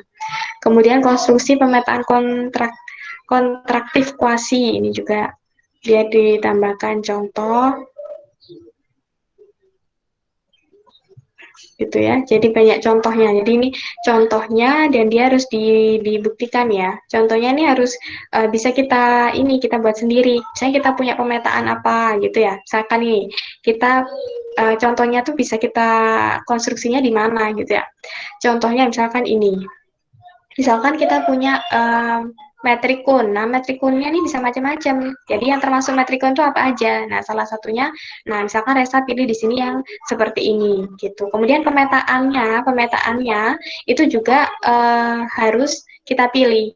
Jadi sembarang pemetaan, asalkan dia pemetaan yang kontraktif kuasi. Jadi bisa F-nya ini bisa macam-macam, bisa kita ganti, asalkan dia memenuhi definisi pemetaan kontraktif kuasi gitu. Nah ini bisa kita konstruksi di situ, main-mainnya di situ. Kemudian, nah ini goalnya di teorema titik tetap bentuk lemma gitu ya. Lemma ini adalah alat yang digunakan untuk membangun teoremanya nanti. Nah ini ada lemma yang kedua. Kemudian ini teoremanya, teorema goalnya tadi ya, gitu ya, tentang menyelidiki bahwa keberadaan dan ketunggalan titik tetap itu juga bisa kita jamin di ruang metrik kun, gitu. Nah, seperti itu goalnya di teorema titik tetapnya. Nah, ini ditambahkan contoh juga. Oke, seperti itu. Nah, itu yang kira-kira yang Resa kerjakan waktu itu ya, tentang konstruksi ruang metrik kun, gitu. Dan juga berdasarkan beberapa pasti ada kendala ya gitu ya, kendalanya di studi literatur itu, jadi harus banyak baca jurnal gitu ya gitu. Oke. Oke, mungkin tuh sebagai gambaran juga ya, uh, mungkin untuk teman-teman yang sedang tugas akhir juga, caranya untuk membaca jurnal yang berkaitan dengan tugas akhir kalian, ambil satu jurnal yang merupakan topik utama ya, jadi yang mencerminkan seperti jurnal utama yang jadi pegangan TA kalian. Dari jurnal tersebut kan ada referensinya gitu ya, ada referensinya gitu. Jadi misalkan nih saya punya jurnal ini jurnal yang sudah saya publish gitu ya, paper yang sudah saya publish. Nah, di referensinya ini ya, itu kan ada banyak ya, ada banyak penelitian yang terkait dengan apa yang saya tulis. Nah, ini buka satu-satu gitu, baca satu-satu. Jadi bagaimana cara membandingkan ya atau mencari hasil dari suatu jurnal yang berkaitan dengan topik tugas akhir kita. Jadi sebenarnya cukup bermula dari satu jurnal, kemudian buka di daftar pustaka atau referensinya, itu dibukai satu-satu gitu. Nah, nanti setiap kita buka, misalkan saya buka yang paper nomor satu, di paper nomor satu ini kan juga ada referensinya lagi, gitu. Terus dibuka lagi referensi di paper satu ini apa saja. Nah, itu dibuka lagi yang terkait dengan TA kita. Gitu. Jadi itu tuh cara untuk memperkaya ya, memperkaya referensi. Jadi nggak usah cari ketik satu-satu gitu ya tentang topik kita. Cukup kita tentukan satu jurnal utama yang benar-benar mirip banget atau apa ya, mirip banget dengan topik kita lah ya gitu, atau yang benar-benar relevan banget dengan topik kita. Kemudian kita buka di situ referensinya masing-masing gitu, dan berkelanjutan terus. Ketika kita buka paper yang nomor satu kan dia ada referensinya, nah buka lagi terus gitu, yang itu akan perkaya kita, dan hasilnya juga nggak jauh ya, jadi pasti akan berkaitan karena kita tadi bukanya dari satu sumber, jadi dari satu sumber jurnal gitu. Oke, kemudian saya lanjutkan dulu. Bentar ya, di mana ya? Oke, ini. Oke, nah itu tadi terkait yang murni ya. Murni saya punya penelitian di bidang analisis dan fungsional analisis gitu ya. Nah, kalau misalkan di sini adalah topik yang mau saya sharingkan berikutnya adalah tentang how analysis contribute to mathematical model gitu ya. Bagaimana sih analisis itu bisa berkontribusi gitu ya, atau bisa digunakan, bisa kepakai di rumpun yang lain, khususnya kalau analisis fungsional lebih dekat ke konstruksi konstruksi model matematika ya. Tuh. Oke, jadi ini ada beberapa uh, kontribusinya ya. Ini dalam kasusnya ini penelitian atau yang pernah saya jalani ya.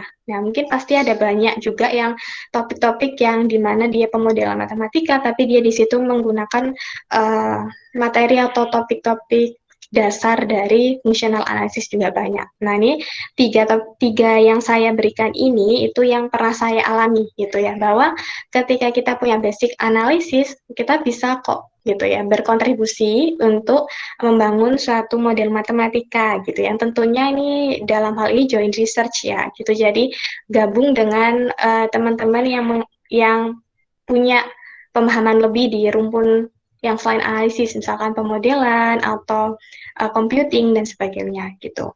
Yang pertama ini saya waktu itu ikut joint research dengan teman-teman gitu ya, di teman-teman S2 gitu ya, dengan rumpun yang beragam, tapi kita menghasilkan um, tentang ini bukan dengan teman-teman S2, yang teman-teman S2 itu yang ini comparison ini. Nah, ini dengan dosen S2. Dosen S2 waktu itu beliau punya penelitian. Jadi penelitian beliau itu tentang sliding mode control. Jadi tipe 2 fuzzy sliding mode control. Ini yang anak-anak sistem dan kontrol, ini kalau mau belajar lebih nanti tentang fuzzy buat kontrol itu ternyata bisa loh gitu. Jadi kalau fuzzy kan biasanya kalau di yang yang saya pernah nguji ini kan biasanya anak-anak buat memprediksi gitu ya. Nah, ini buat controlling gitu sebagai controller gitu. Bisa ternyata kalau kita combine gitu ya. Nah, ini untuk solar panel prototype dengan menggunakan parameter-parameter yang representatif, parameter yang terbaik gitu ya. Jadi ceritanya dulu itu dosen S2 saya itu punya penelitian, sudah punya solar panel prototipenya. Jadi ada dosen matematika sendiri yang memang beliau di optimal control, kemudian join dengan dosen kalau nggak salah teknik mesin gitu ya, yang beliau yang di teknik mesin ini punya alatnya atau prototipe dari solar panelnya. Jadi ini real gitu ya, solar panel prototipenya ini real di kampus ada gitu. Nah ini mungkin saya ini kan uh, publikasinya ya tentang apa sih tipe 2 fasi tadi gitu ya. Oke, nah ini tipe 2 fasi uh, atau biasanya kita apa namanya kenal dengan istilah T2 FSMC gitu. Jadi ada FSMC, ada TFSMC, sekarang T2 FSMC gitu. Jadi intinya ini seperti controller ya, jadi pengontrol gitu untuk mendapatkan hasil yang optimal gitu. Jadi ini ya, ini yang dosen matematika, ini kebetulan dosen saya, kemudian ini yang dosen teknik, oh ternyata teknik elektro. Iya, teknik elektro berarti ya, gitu. Jadi teknik elektro dan uh, matematika ya, kita join research gitu. Nah, kebetulan saya di situ ikut kelasnya dosen saya itu. Jadi ikut kelasnya beliau dan beliau pas sedang mengerjakan penelitian ini sehingga diajak bareng gitu ya. Gitu. Nah, ini beberapa hal yang dibahas gitu ya ketika di penelitian ini gitu. Awalnya karena basicnya saya itu bukan model gitu ya, kemudian disuruh bukan disuruh ya, lebih ke diajak gitu, ayo belajar tentang apa namanya control optimal pakai uh, fuzzy sliding mode control gitu. Nah, pasti saya harus ini ya cepat belajar gitu karena memang basicnya saya bukan model gitu ya, tapi waktu itu gitu ya untungnya saya pernah ambil tentang kontrol optimal, mata kuliah kontrol optimal, kemudian pengantar optimasi dinamis itu pernah ambil gitu, jadi saya kurang lebih masih ada bayangan konsepnya nanti seperti apa sih gitu yang mau dikerjakan gitu. Nah kemudian Nah, dari situ, kemudian mungkin yang fazinya itu yang saya agak nggak ini, karena saya nggak pernah ambil fazi ya, waktu itu kan kalau di kampus saya dulu itu merupakan mata kuliah pilihan waktu zaman saya, jadi saya tidak ambil fazi gitu ya, itu yang harus belajar sendiri gitu, yang memahami gitu, tanya-tanya kepada teman yang juga mungkin tugas akhirnya mirip-mirip seperti ini gitu. Nah, ini kemudian yang saya kerjakan di mananya gitu ya. Maksudnya saya berkontribusi di mananya gitu. Yang saya kontribusi di bagian ini sebenarnya. Model solar panel gitu. Jadi ini prototipenya asli gitu, ada di kampus dan dia memang digunakan ya untuk ini ya. Jadi sebagai solar panel itu kan nanti ke energi ya, ke energi. Jatuhnya ke energi alternatif gitu. Nah, dari solar panel prototype yang memang modelnya itu real ada gitu ya. Jadi kita harus menyesuaikan dengan prototipenya ini gitu ya. Kemudian konstruksi modelnya seperti ini, penurunannya gitu ya, tiap-tiap variabelnya. Nah, ini saya bantu di sini. Nah, saya bisa bantu di sini gitu. Kemudian sampai penurunannya seperti ini. Ya, kalau kalian belajar turunan ya, kalkulus 1, kalkulus 2 itu kan sebenarnya merupakan rumpun analisis gitu. Jadi saya banyak bantu di konsep turunan ya, terutama turunan baik itu kalau ini masih satu variabel ya, jadi turunan satu variabel gitu. Jadi ini sampai di sini ini turunan kedua. Nah ini saya bantu di apa konstruksi modelnya. Nah seperti penurunan ya, kalau bahasanya penurunan modelnya. Nah ini saya kontribusinya di sini seperti itu. Nah, kemudian untuk simulasinya gitu ya. Oh, ini ada desainnya juga. Nah, ini desainnya. Nah, seperti ini. Nah, kalau yang ini desain tipe 2 fazinya seperti ini.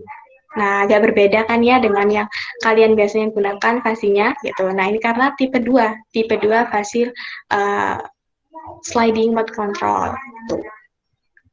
Nah, seperti itu. Nah, ini juga ini apa skemanya kita pakai simulasi ya waktu itu. Kita pakai disimulasikan gitu ya.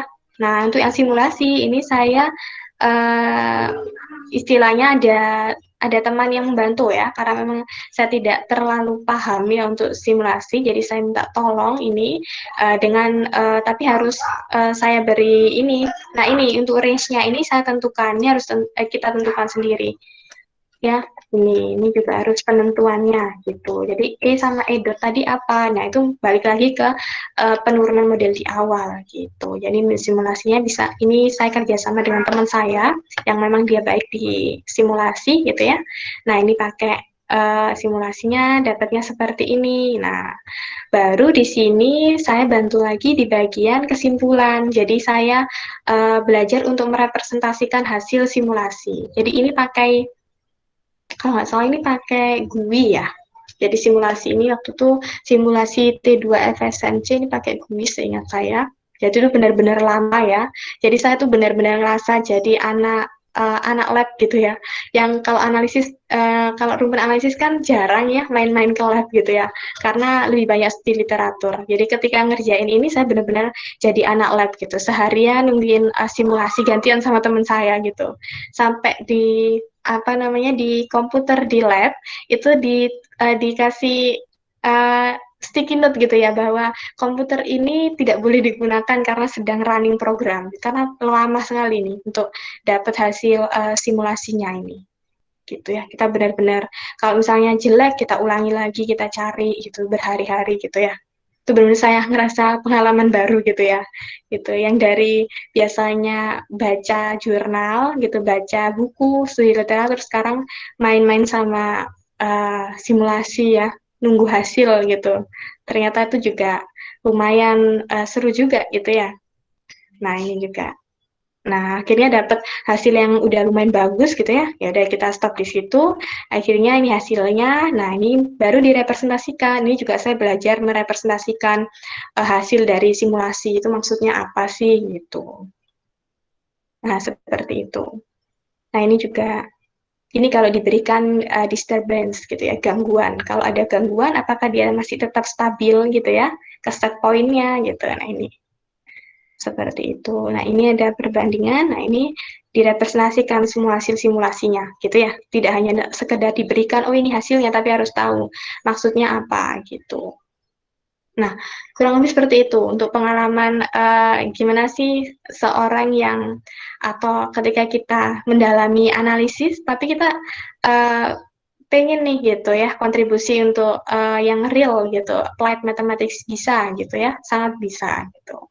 Asalkan itu tadi ya, kita harus mau mau dan cepat untuk belajar hal yang baru gitu ya, dan juga kita nggak perlu menghilangkan basic analisisnya, malah itu yang dibutuhkan gitu ya. Terutama dalam hal ini yang kepake banget gitu ya untuk konsep belajar yang sesuai dengan rumpun analisisnya tentang penurunan rumusnya. Nah, itu kepake banget di sini gitu. Oke, itu untuk yang contoh yang pertama ya, gitu. Jadi tentang fuzzy tadi. Ke contoh yang kedua tentang comparison of numerical methods of pricing of European put options. Kalau teman-teman di sini suka matematika keuangan gitu ya, suka yang berhubungan dengan saham dan sebagainya, saya ada juga penelitian bareng dosen saya juga dan teman-teman S2 waktu itu tentang ini gabungan ya, jadi ada numerik gitu ya, metode numerik, tapi di sini untuk mensimulasikan suatu model saham gitu. Jadi ini lebih ke matematika keuangan, karena seingat saya dulu mata kuliahnya matematika keuangan ini gitu. Oke, ini saya tunjukkan risetnya European Put Option gitu ya. Jadi saham ini juga saya belajar apakah saya tahu tentang saham ini? Enggak. Kalau ditanya di awal, apakah saya tahu tentang saham-saham ini? Enggak. Gitu, saya nggak tahu. Apa itu saham, put option itu apa gitu ya? Apa ada put, ada call gitu ya. Kemudian ada American, ada European gitu, ada Asian gitu. Banyak macam-macamnya. Nah, ini saya belajar banyak gitu ya, banyak gitu. Nah, ini ada teman-teman juga gitu ya, dari teman-teman S2 dan juga ini ada dosen saya gitu ya, yang memang beliau di matematika keuangan. Oke, sekarang mungkin saya sharing, saya bantunya di mana gitu ya. Nah, saya bantunya lagi-lagi di penurunan rumus ya, di bagian ini, persamaan diferensial Black-Scholes gitu. Mungkin ada yang sudah ambil matematika keuangan dan kenal dengan Black-Scholes, nah saya juga belajar gitu loh, gitu ya. Jadi luas ya gitu, jangan mungkin benar bahwa passion saya di analisis dan saya punya mungkin passion yang lebih gitu dibandingkan rumpun yang lain, tapi nggak menutup kemungkinan bahwa saya tidak bisa apa ya join atau berkontribusi gitu ya untuk di rumpun lain gitu, terutama di yang berbau tentang mathematical modeling. Nah, contohnya seperti ini. Kalau tadi itu lebih ke kontrol optimal, kalau yang ini lebih ke model di matematika keuangan. Jadi benar-benar macam-macam gitu ya, macam-macam. Asalkan kita mau belajar ya, mau belajar lebih gitu ya. Gitu. Ini tentang penurunan. Lagi-lagi belajarnya tentang penurunan rumus. Di sini ada konsep turunan. Jadi masih sama ya dengan tadi. Kalau tadi juga turunan, tapi bedanya di sini sudah masuk turunan parsial gitu. Jadi sebenarnya konsep turunan yang teman-teman pelajari ya di persamaan diferensial biasa, persamaan diferensial parsial itu adalah masuk ke rumpun analisis itu basicnya itu gitu. Jadi kepake terus analisisnya gitu. Jadi menurunkan kok bisa dari ini jadi ini. Nah, ini yang waktu itu yang dibutuhkan gitu. Makanya saya ini dilibatkan ya di sini karena mereka butuh untuk ngasih tahu gitu ya, ngasih tahu ke pembacanya bahwa penurunannya tuh seperti ini gitu. Jadi nggak asal nggak langsung menggunakan rumusnya gitu ya atau PD-nya gitu. Harus tahu ceritanya. Nah, gitu yang bisa yang menceritakan itu. Nah, karena kita di analisis tuh sering belajar tentang gimana kita menceritakan suatu hal bisa dari awal sampai akhir itu ceritanya gimana sih gitu. Nah, itu bisa di ini bisa kita pakai terus ternyata untuk kontribusi di rumpun lain gitu. Ini sampai dapat ini. Nah, ini juga penurunan rumusnya. Nah, ini seperti ini. Nah, sedangkan yang metode numeriknya, nah ini kebetulan metode numeriknya dikerjakan oleh teman yang lain gitu ya. Memang dia baik di situ. Jadi ada bagian-bagian yang memang kalau kita join research ada yang ini ya. Jadi seperti job desk-nya sendiri-sendiri gitu. Memang dan kebetulan job desk yang selama ini saya peroleh ya terkait tentang penurunan rumus gitu, penurunan rumus baik itu persamaan diferensialnya gitu ya, terutama untuk persamaan diferensial gitu. Untuk ini analisis solutionnya, solusi analitiknya, kemudian metode beda hingganya, ini ada yang mengerjakan yang lain gitu. Simulasinya juga gitu. Nah, ini juga simulasinya ini berhari-hari juga. Nah, seperti itu. Nah, itu kira-kira yang bisa saya share ke teman-teman terkait yang contoh yang kedua ya. Kemudian yang terakhir, ini yang baru saja ya. Ini juga merupakan yang dikerjakan oleh Nur Hanifah ya, kalau nggak salah. Jadi Nur Hanifah di situ dia mengerjakan tentang model matematika pengangguran ya. Jadi pengaruh pengangguran terhadap dampaknya ke kriminalitas itu apa. Jadi analysis of mathematical model on impact of unemployment growth to crime rates gitu. Ini bareng-bareng sama Hanifah, sama Bu Irma dan juga Bu Kartika itu waktu itu. Ini banyak dikontrol optimal ya, banyak dikontrol optimal di situ. Kemudian karena memang ini bidangnya lebih ke kontrol optimal sebenarnya gitu. Tapi saya juga di situ di analisis kestabilan juga bisa gitu. Ini juga sebenarnya kurang lebih pakai titik tetap ya, titik tetap. Cuma nggak terlalu terlihat titik tetapnya yang seperti yang di analisis tadi gitu. Tapi konsepnya ini sama mencari titik tetap, titik kesetimbangan seperti itu. Oke, itu ya beberapa contoh kontribusinya apa analisis ke applied mathematics gitu. Oke, mungkin itu ya. Oke, berarti udah selesai. Nah, itu gambaran ya secara umum tentang penelitian atau riset yang selama ini sudah saya jalani gitu ya. Nah, mungkin yang ini ada kata-kata yang penutup ya, gitu bahwa sebenarnya tuh analisis itu adalah basic konsep dasar dari model matematika. Nah, itu yang sering dilupakan ya, sering dilupakan oleh mungkin yang sering belajar applied mathematics ya, yang benar-benar udah dalam gitu belajar applied mathematics akan menyadari bahwa iya ya, kalau kalau analisisnya nggak kuat ternyata susah ya ke modifikasi modelnya. Nah, itu akan nanti bakal menyadari gitu ya. Nah, seperti itu. Jadi memang analisis itu adalah basic konsep dari mathematical model. Karena kalkulus 1 2 gitu ya, kalkulus peubah banyak gitu ya, dan konsep-konsep yang lainnya. Nah, itu adalah basic dari persamaan diferensial gitu. Terutama begitu juga dengan analisis real 1, analisis real 2, analisis fungsional gitu. Itu sama juga. Itu juga merupakan basic dari model matematika. Gitu ya. Oke, mungkin itu yang bisa saya sampaikan untuk sharing hari ini. Oke, silakan kita mungkin masih ada kurang lebih 15 menitan ya. Boleh untuk sesi tanya jawab jika ada yang mau ditanyakan gitu. Tidak harus seputar ini di luar topik yang saya jelaskan, silakan. Kalau sekiranya saya bisa jawab, saya jawab.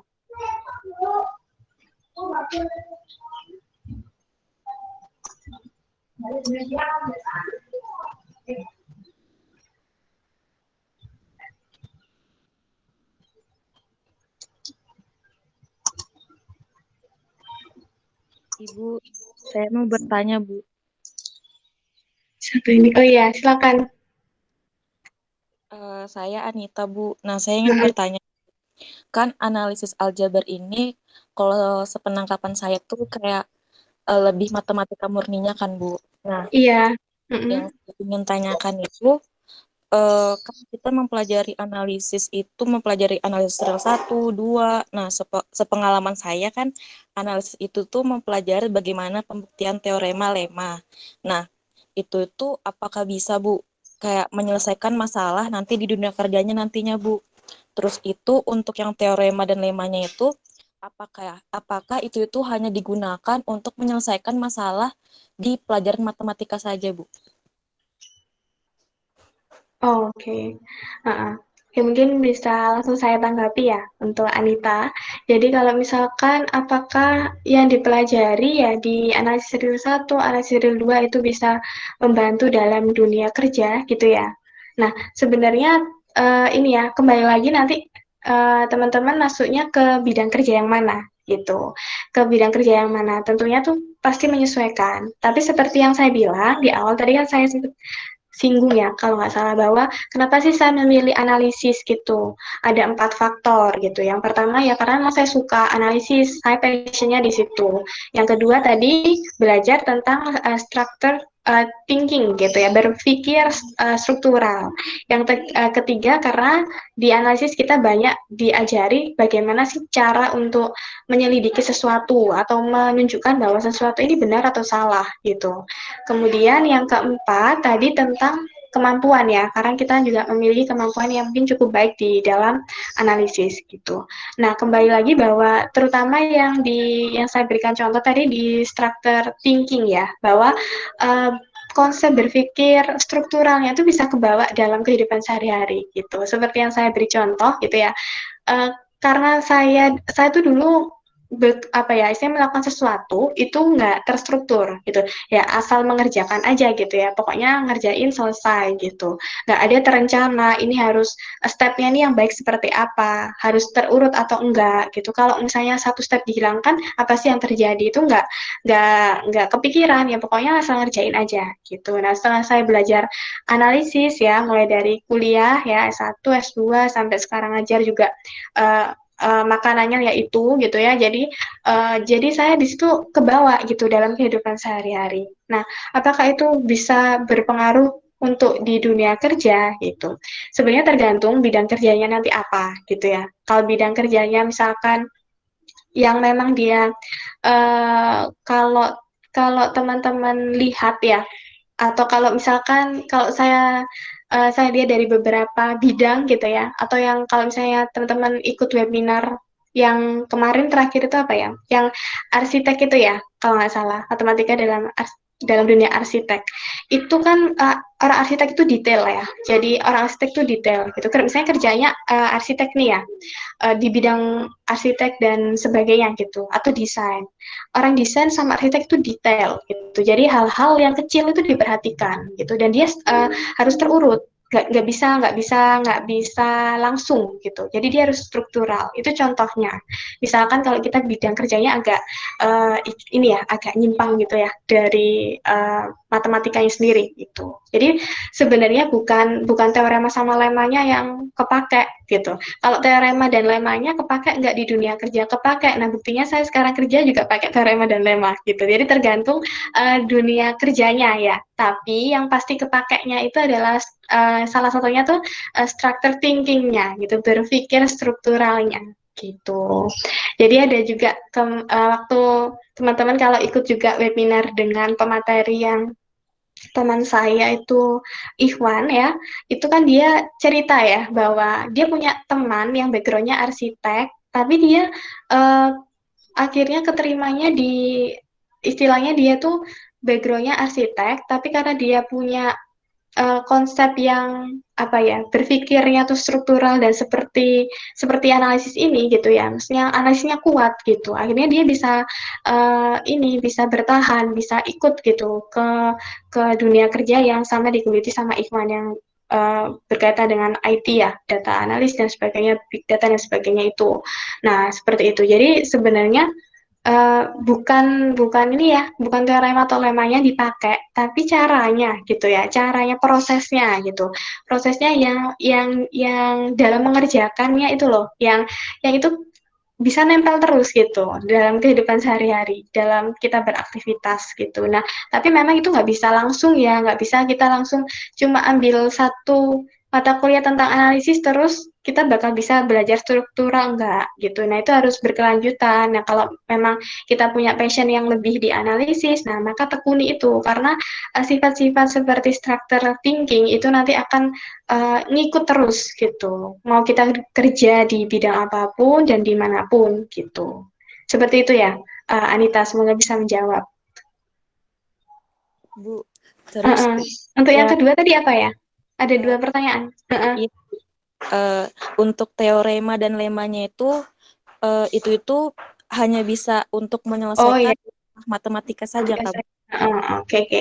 Oke, kalau teorema dan lain-lain seperti saya share ini gitu ya, eh, butuh apa ya, butuh kajian yang lebih luas. Jadi harus ditarik lagi kalau mau benar-benar diaplikasikan dalam case yang sebenarnya ya, case yang sebenarnya gitu.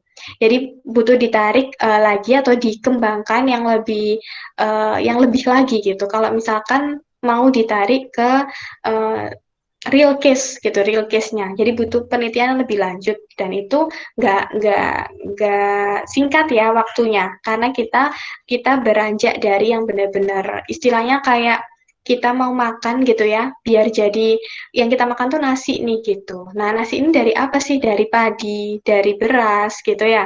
Kemudian nanti dimasak sedemikian hingga sedemikian rupa jadi nasi yang akhirnya kita bisa makan. Nah, ini kasarannya kita seperti ini masih padi loh gitu. Jadi seperti analisis yang abstrak-abstrak ini masih bentuknya masih mentahan gitu. Nah, biar padinya atau berasnya ini gitu ya bisa jadi nasi. Nah, itu kan nggak bisa langsung sekejap jadi nasi ya. Ada proses memasak di situ gitu ya. Ada proses yang lain-lainnya di situ. Nah, butuh proses. Tapi pada akhirnya kalau mau diubah dari beras ke nasi gitu bisa gitu. Tapi ada proses di situ yang mungkin nggak singkat ya waktunya gitu dan mungkin uh, harus butuh kajian yang lebih luas gitu sehingga jalannya untuk bisa diterapkan di real case-nya itu lewat kombinasi atau pencampuran dari rumpun lain tadi. Misalkan dengan kita join dengan yang di pemodelan matematika atau di yang matematika keuangan atau yang di komputasi mungkin. Nah, itu penerapannya akan lebih mudah kelihatan kalau kita combine. Tapi kalau benar-benar yang mentahannya tadi mau ubah jadi nasi dalam nggak ada perantara atau nggak ada alat untuk mempercepatnya gitu ya istilahnya akan kesulitan gitu. Jadi bisa kalau misalkan diterapkan atau dibawa ya untuk menyelesaikan kasus-kasus di dunia real gitu ya. Tapi itu tadi nggak bisa berdiri sendiri gitu. Kalau kalau untuk menyelesaikan masalah dalam kehidupan sehari-hari itu kan kita butuh cepet ya. Jadi karena masalahnya tuh ada terus nih sehari-hari gitu. Jadi harus cepet gitu. Nah untuk butuh cepetnya ini kita nggak bisa berdiri sendiri dan butuh rumpun lain untuk menyokong gitu. Jadi istilahnya kita udah punya bahan mentahnya ya. Tinggal kita butuh apa? Kita butuh alatnya ya, alat untuk mengolahnya. Nah, alat untuk mengolahnya bisa kita join dengan bidang lain ya. Mungkin nggak terbatas, nggak hanya di matematika, tapi mungkin di bidang lain itu juga bisa support dari bahan mentah yang kita punya ini gitu. Seperti itu. Baik, Bu. Terima kasih, Bu. Iya, oke. Okay. Mungkin yang lain jika ada yang ditanyakan.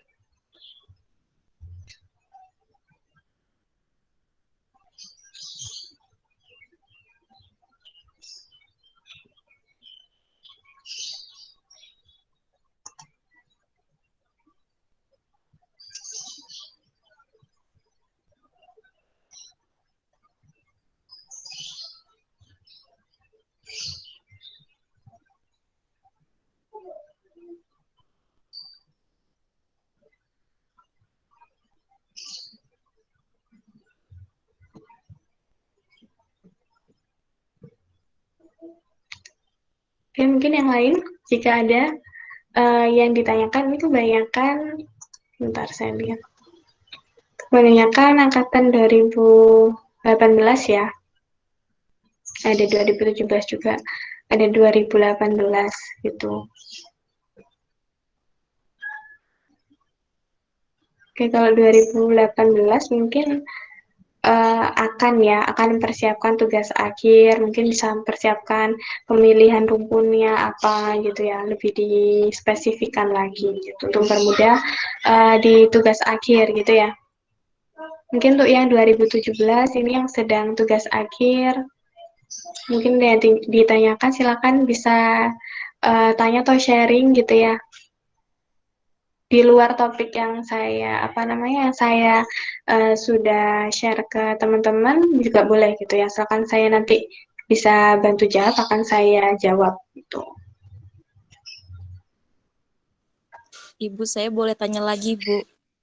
Oh iya, silakan, Anita. Saya mau bertanya, Bu, Mm-mm. gimana Bu kemarin itu untuk mencari topik atau judul yang Ibu pakai untuk di apa di TA-nya, Bu? Oh, So, mencari kok kepikiran itu ya? iya, Bu. Soalnya kan Hmm, hmm. analisis fungsional ini kan termasuk abstrak gitu kan, Bu. Kita juga bingung Kak Benar-benar. untuk outputnya itu seperti apa gitu, Bu.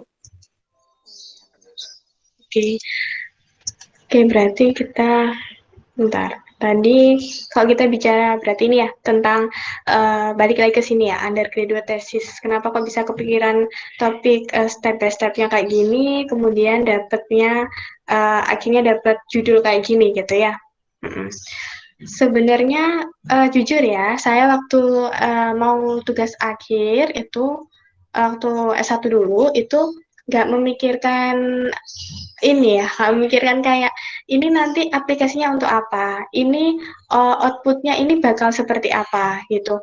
Uh, Pemikiran kayak gitu itu baru keluar ketika saya mulai menjalani prosesnya, menjalani penelitiannya gitu, mulai mengerjakan tugas akhirnya. Ketika awal mau cari topik yang ada di pikiran saya, itu saya mau ngerjain apa yang saya suka dulu gitu. Apa yang saya suka dulu, karena tugas akhir itu bagi saya kayak sesuatu yang itu tadi yang saya bilang ya, harus mencerminkan diri saya. Jadi saya nggak mau ikut-ikutan, saya nggak mau kayak, oh kayaknya topik ini lagi happening nih, saya mau topik ini, kayaknya bakal seru nih gitu, bakal aplikasinya bakal bagus dan sebagainya. Itu nggak, waktu itu saya nggak ada pikiran seperti itu sama sekali gitu. Jadi yang saya pikirkan cuma saya pingin tugas akhir saya ini kayak mencerminkan saya gitu, mencerminkan saya ya memang saya suka di bidang ini dan saya bakal ngasih yang terbaik untuk tugas akhir saya gitu, karena saya suka ngerjainnya gitu. Itu pemikiran awal ya, ide awal sebelum saya cari topik. Nah kemudian karena saya sudah di semester, saya waktu itu ambil tugas akhir di semester 7. Dari 6 semester yang sudah saya jalani, itu kan saya sudah dapat banyak ya mata kuliahnya. Jadi saya bisa milih, jadi saya bisa memilah dan memilih kira-kira mana mata kuliah yang saya suka, mana yang biasa aja gitu ya.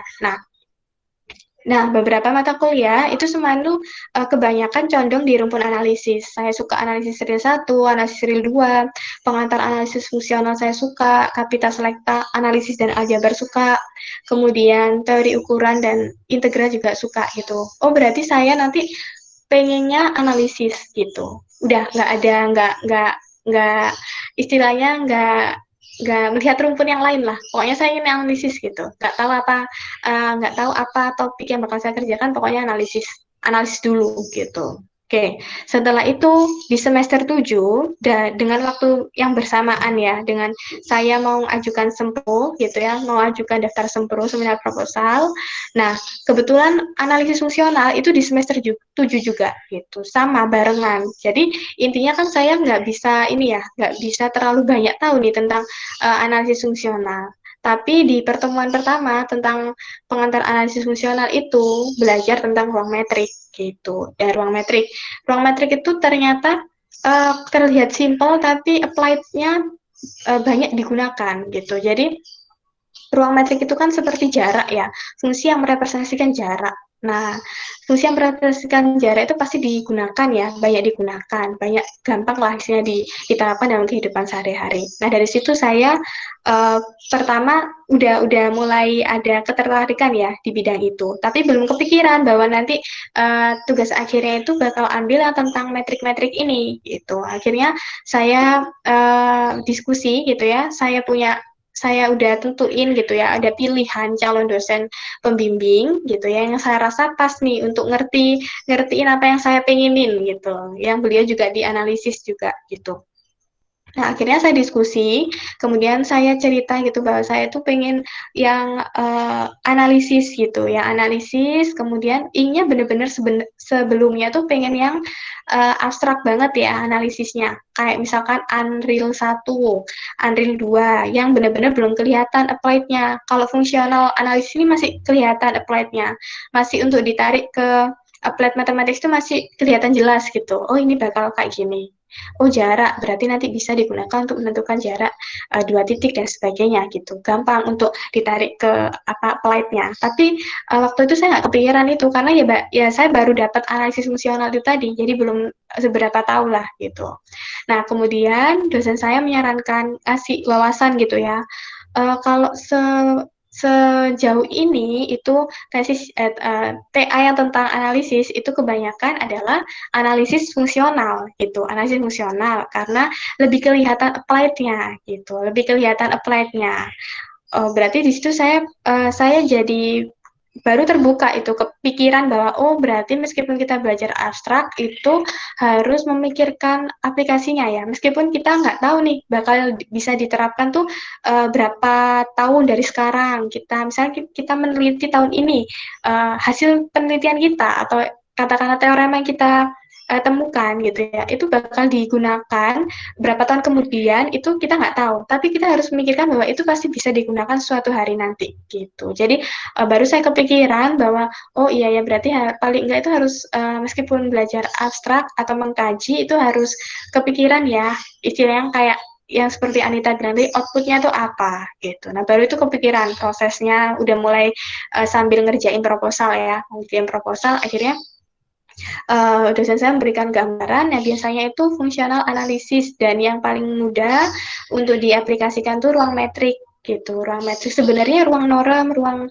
hasil kali dalam dan yang lain itu juga bisa juga terutama ruang hasil kali dalam itu gampang banget kalau kita mau tarik ke applied mathematics kelihatan banget di situ banyak diterapkan di aljabar kepake di pemodelan banyak kepake juga computing juga banyak kalau mau yang benar-benar sebenarnya ya waktu itu ruang hasil kali dalam tapi waktu itu kan saya belum terlalu paham dengan analisis fungsional karena sama gitu ya semester ambil sempro sama pelajaran analisis fungsionalnya itu sama jadi oh tapi di pertemuan pertama sudah dijelaskan ruang metrik kemudian saya sudah ada bayangan oh ruang metrik oke seperti ini gitu nah dari situ dikenalkan ya beberapa topik oh penelitian sebelumnya itu mengkaji ini tentang ini seperti itu diberikan gambaran gitu kan oleh dosen pembimbing saya gitu akhirnya dari situ saya udah mulai muncul kayak kalau saya bilang tadi investigasi gitu ya, investigasi sendiri tapi jadi kayak cari-cari tahu gitu. Ruang metrik ini ternyata bisa dikembangkan macam-macam ya gitu. Nah itu saya pengen yang beda dengan yang sebelum-sebelumnya gitu sih. Intinya kayak saya nggak mau nerusin yang sebelumnya, tapi saya pengen perluasan ruang metrik tapi yang belum pernah dikerjain nih gitu. Yang belum pernah dikerjain. Jadi ada beberapa yang sudah mengerjakan ruang metrik ya, dan itu udah ada jenis perluasannya gitu. Nah, saya nggak mau yang sama, saya pengen yang beda nih gitu. Saya berusaha disuruh nyari gitu ya, yang beda tapi dia isinya yang beda tapi dia applied-nya tuh dapet gitu. Nah, akhirnya saya nemu ruang metrik parsial ini gitu. Setelah studi literatur ya, itu nemu kayaknya ruang metrik parsial ini unik ya gitu. Karena apa uniknya? Uniknya tuh gini, saya itu kenapa memilih ruang metrik parsial? Karena saya baca salah satu aksioma dari ruang metrik parsial yang beda dengan ruang metrik itu jarak antara dua titiknya, itu kalau biasanya kita punya dua titik ya, dua titik yang sama gitu. Jarak antara dua titik yang sama, itu kan pasti nol ya. Tapi kalau ruang metrik parsial ini nggak selalu nol. Kok aneh ya gitu. Nah, dari situ muncul bahwa wah ini berarti bagus nih kalau misalnya dikaji lebih dalam. Karena secara umum saja, kalau kita punya dua titik yang sama, mau cari jarak antara dua titik yang sama, itu pasti nol lah. Gitu. Itu kan sama dengan ya udah diam di tempat gitu kan. Berarti jarak antara dua titik itu nol gitu. Tapi kalau di ruang metrik parsial, dia tidak selalu nol gitu. Jadi dia tidak selalu nol nilainya gitu.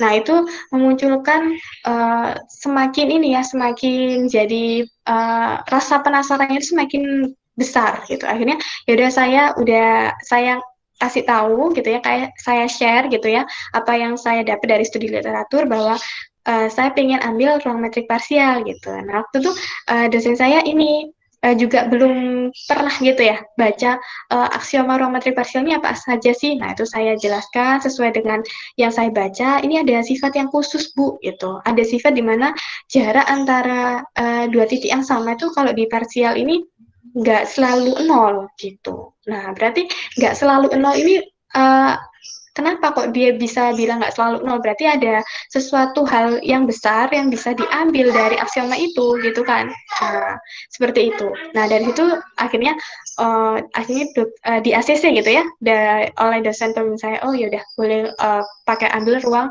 metrik parsial gitu. Nah, untuk itu untuk ruang matrik parsialnya ya. Kemudian untuk yang kayak teoremanya itu harus apa, kemudian pemetaannya mau mengaji kok pemetaan kontraktif lemah dan kanan lemah, ini merupakan saran dari dosen pembimbing gitu ya. Karena kalau biasanya dikaji, kalau kita punya ruang yang baru gitu ya, ruang metrik, biasanya teorema titik tetap gitu.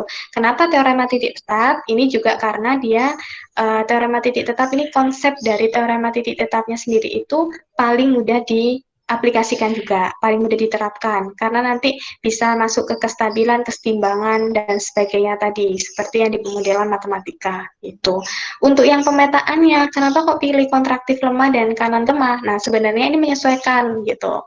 Kalau ini menyesuaikan ya setelah seminar proposal disetujui, nah ini baru kita menyesuaikan pemetaan kontraktif yang dipilih ini yang apa gitu. Jadi sebenarnya pemetaan kontraktifnya macam-macam gitu. Cuma kita harus menyesuaikan yang pas gitu ya, yang pas untuk diterapkan dalam hal untuk mengidentifikasi atau mempertahankan titik tetapnya itu harus pakai kontraktif yang mana gitu. Nah itu sebenarnya pilihan kalau kontraktifnya. Tapi yang pasti pakai kontraktif karena berhubungan dengan teorema titik tetap gitu. Jadi asal mulanya dapat topiknya itu yang pasti karena diberikan wawasan ya oleh dosen pembimbing.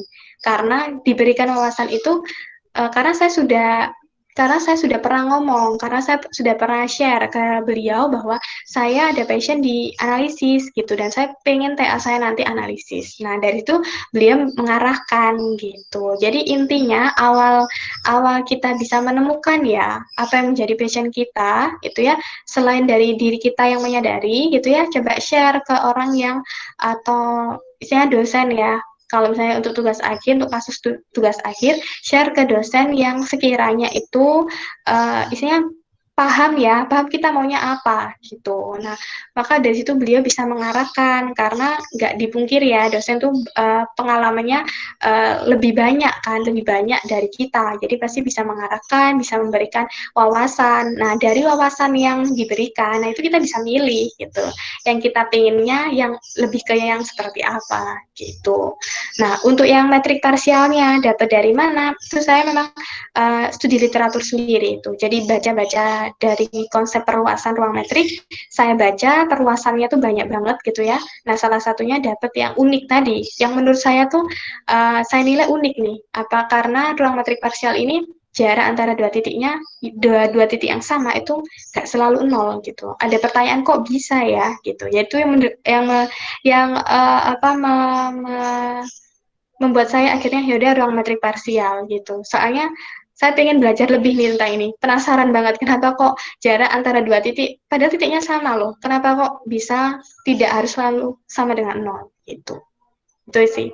Jadi yang pertama mungkin penting ya untuk share passion kita, share apa yang kita pingini, atau share inginnya kita tuh apa sih gitu, pengennya kita apa gitu, share ke orang yang tepat ya gitu. Karena ketika share ke orang yang tepat, kita pasti dapat wawasan yang lebih gitu. Jadi share ke orang yang tepat, kemudian ya itu harus tahu passion dan bisa ini ya, bisa ada muncul rasa penasaran tadi ya. Soalnya kalau kita nggak ada rasa penasaran untuk ngerjain apa yang mau kita kerjain itu kayak nggak ada istilahnya nggak ada pemicunya gitu. Jadi nggak setiap ngerjain itu ya kayak ya udah ngerjain gitu. Tapi kalau ada rasa penasaran, oh habis ini kok bisa kayak gini ya gitu.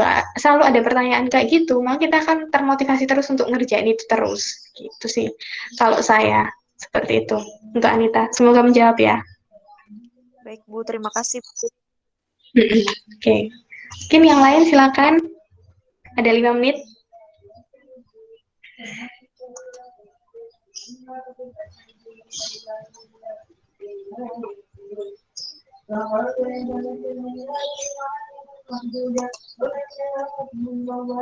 Dan itu nggak hanya di analisis ya, ini untuk berlaku untuk semuanya. Kalau yang menemukan topik tadi ya, gitu. Jadi harus tahu passion gitu ya, harus tahu passionnya kita di mana, dan kita harus punya rasa penasaran untuk terus mengkaji tentang hal itu, gitu.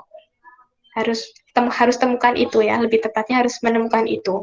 Itu nggak hanya berlaku untuk topik analisis saja, untuk semuanya yang mau atau lagi nyari topik gitu ya untuk tugas akhirnya. Nah, coba temukan passion, temukan kita sukanya tuh ngerjain apa gitu ya, kemudian share ke orang yang tepat gitu, dalam hal ini dosen yang menurut kalian, menurut penilaian kalian tuh tepat untuk ngertiin kalian maunya apa gitu ya. Kemudian itu tadi harus muncul rasa penasaran dalam ngerjain topik itu. Harus muncul pertanyaan-pertanyaan kayak kok bisa ya kayak gini, kemudian pakai cara apa ya kok dia bisa nemuin kayak gini gitu. Untuk jadi seperti ini langkahnya seperti apa. Nah, itu harus ada pertanyaan-pertanyaan yang menyatakan atau merepresentasikan seperti itu. Itu penting gitu.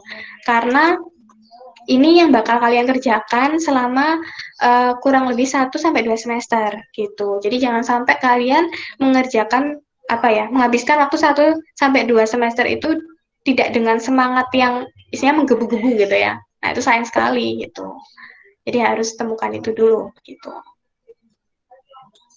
Seperti itu. Oke, mungkin jika tidak ada yang lain bisa dicukupkan atau masih ada silakan.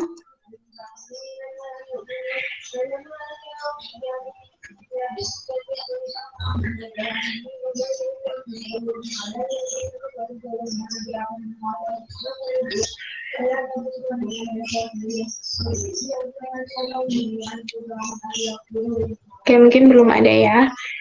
Oke, jika tidak ada mungkin bisa kita cukupkan dulu ya mungkin untuk sharing sesinya kali ini gitu ya. Semoga bisa menambah wawasan gitu ya.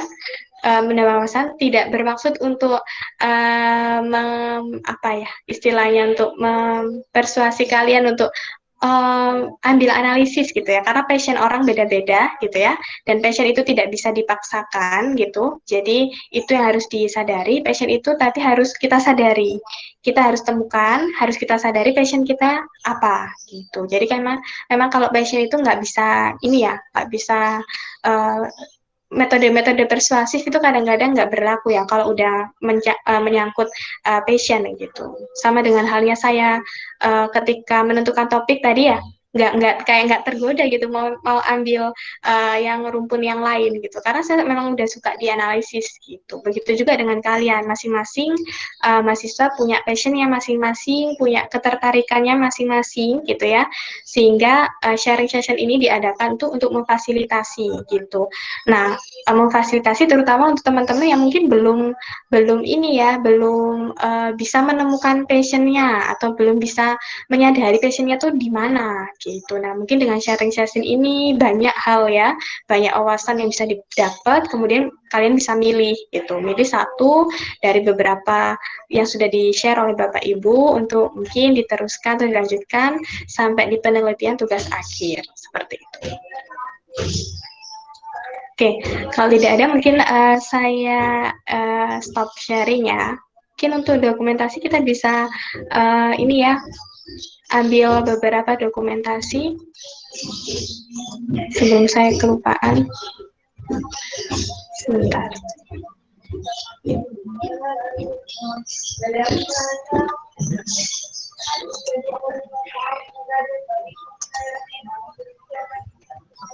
Oke. Silakan bisa yang bisa on cam kita dokumentasi ya untuk sharing session kali ini.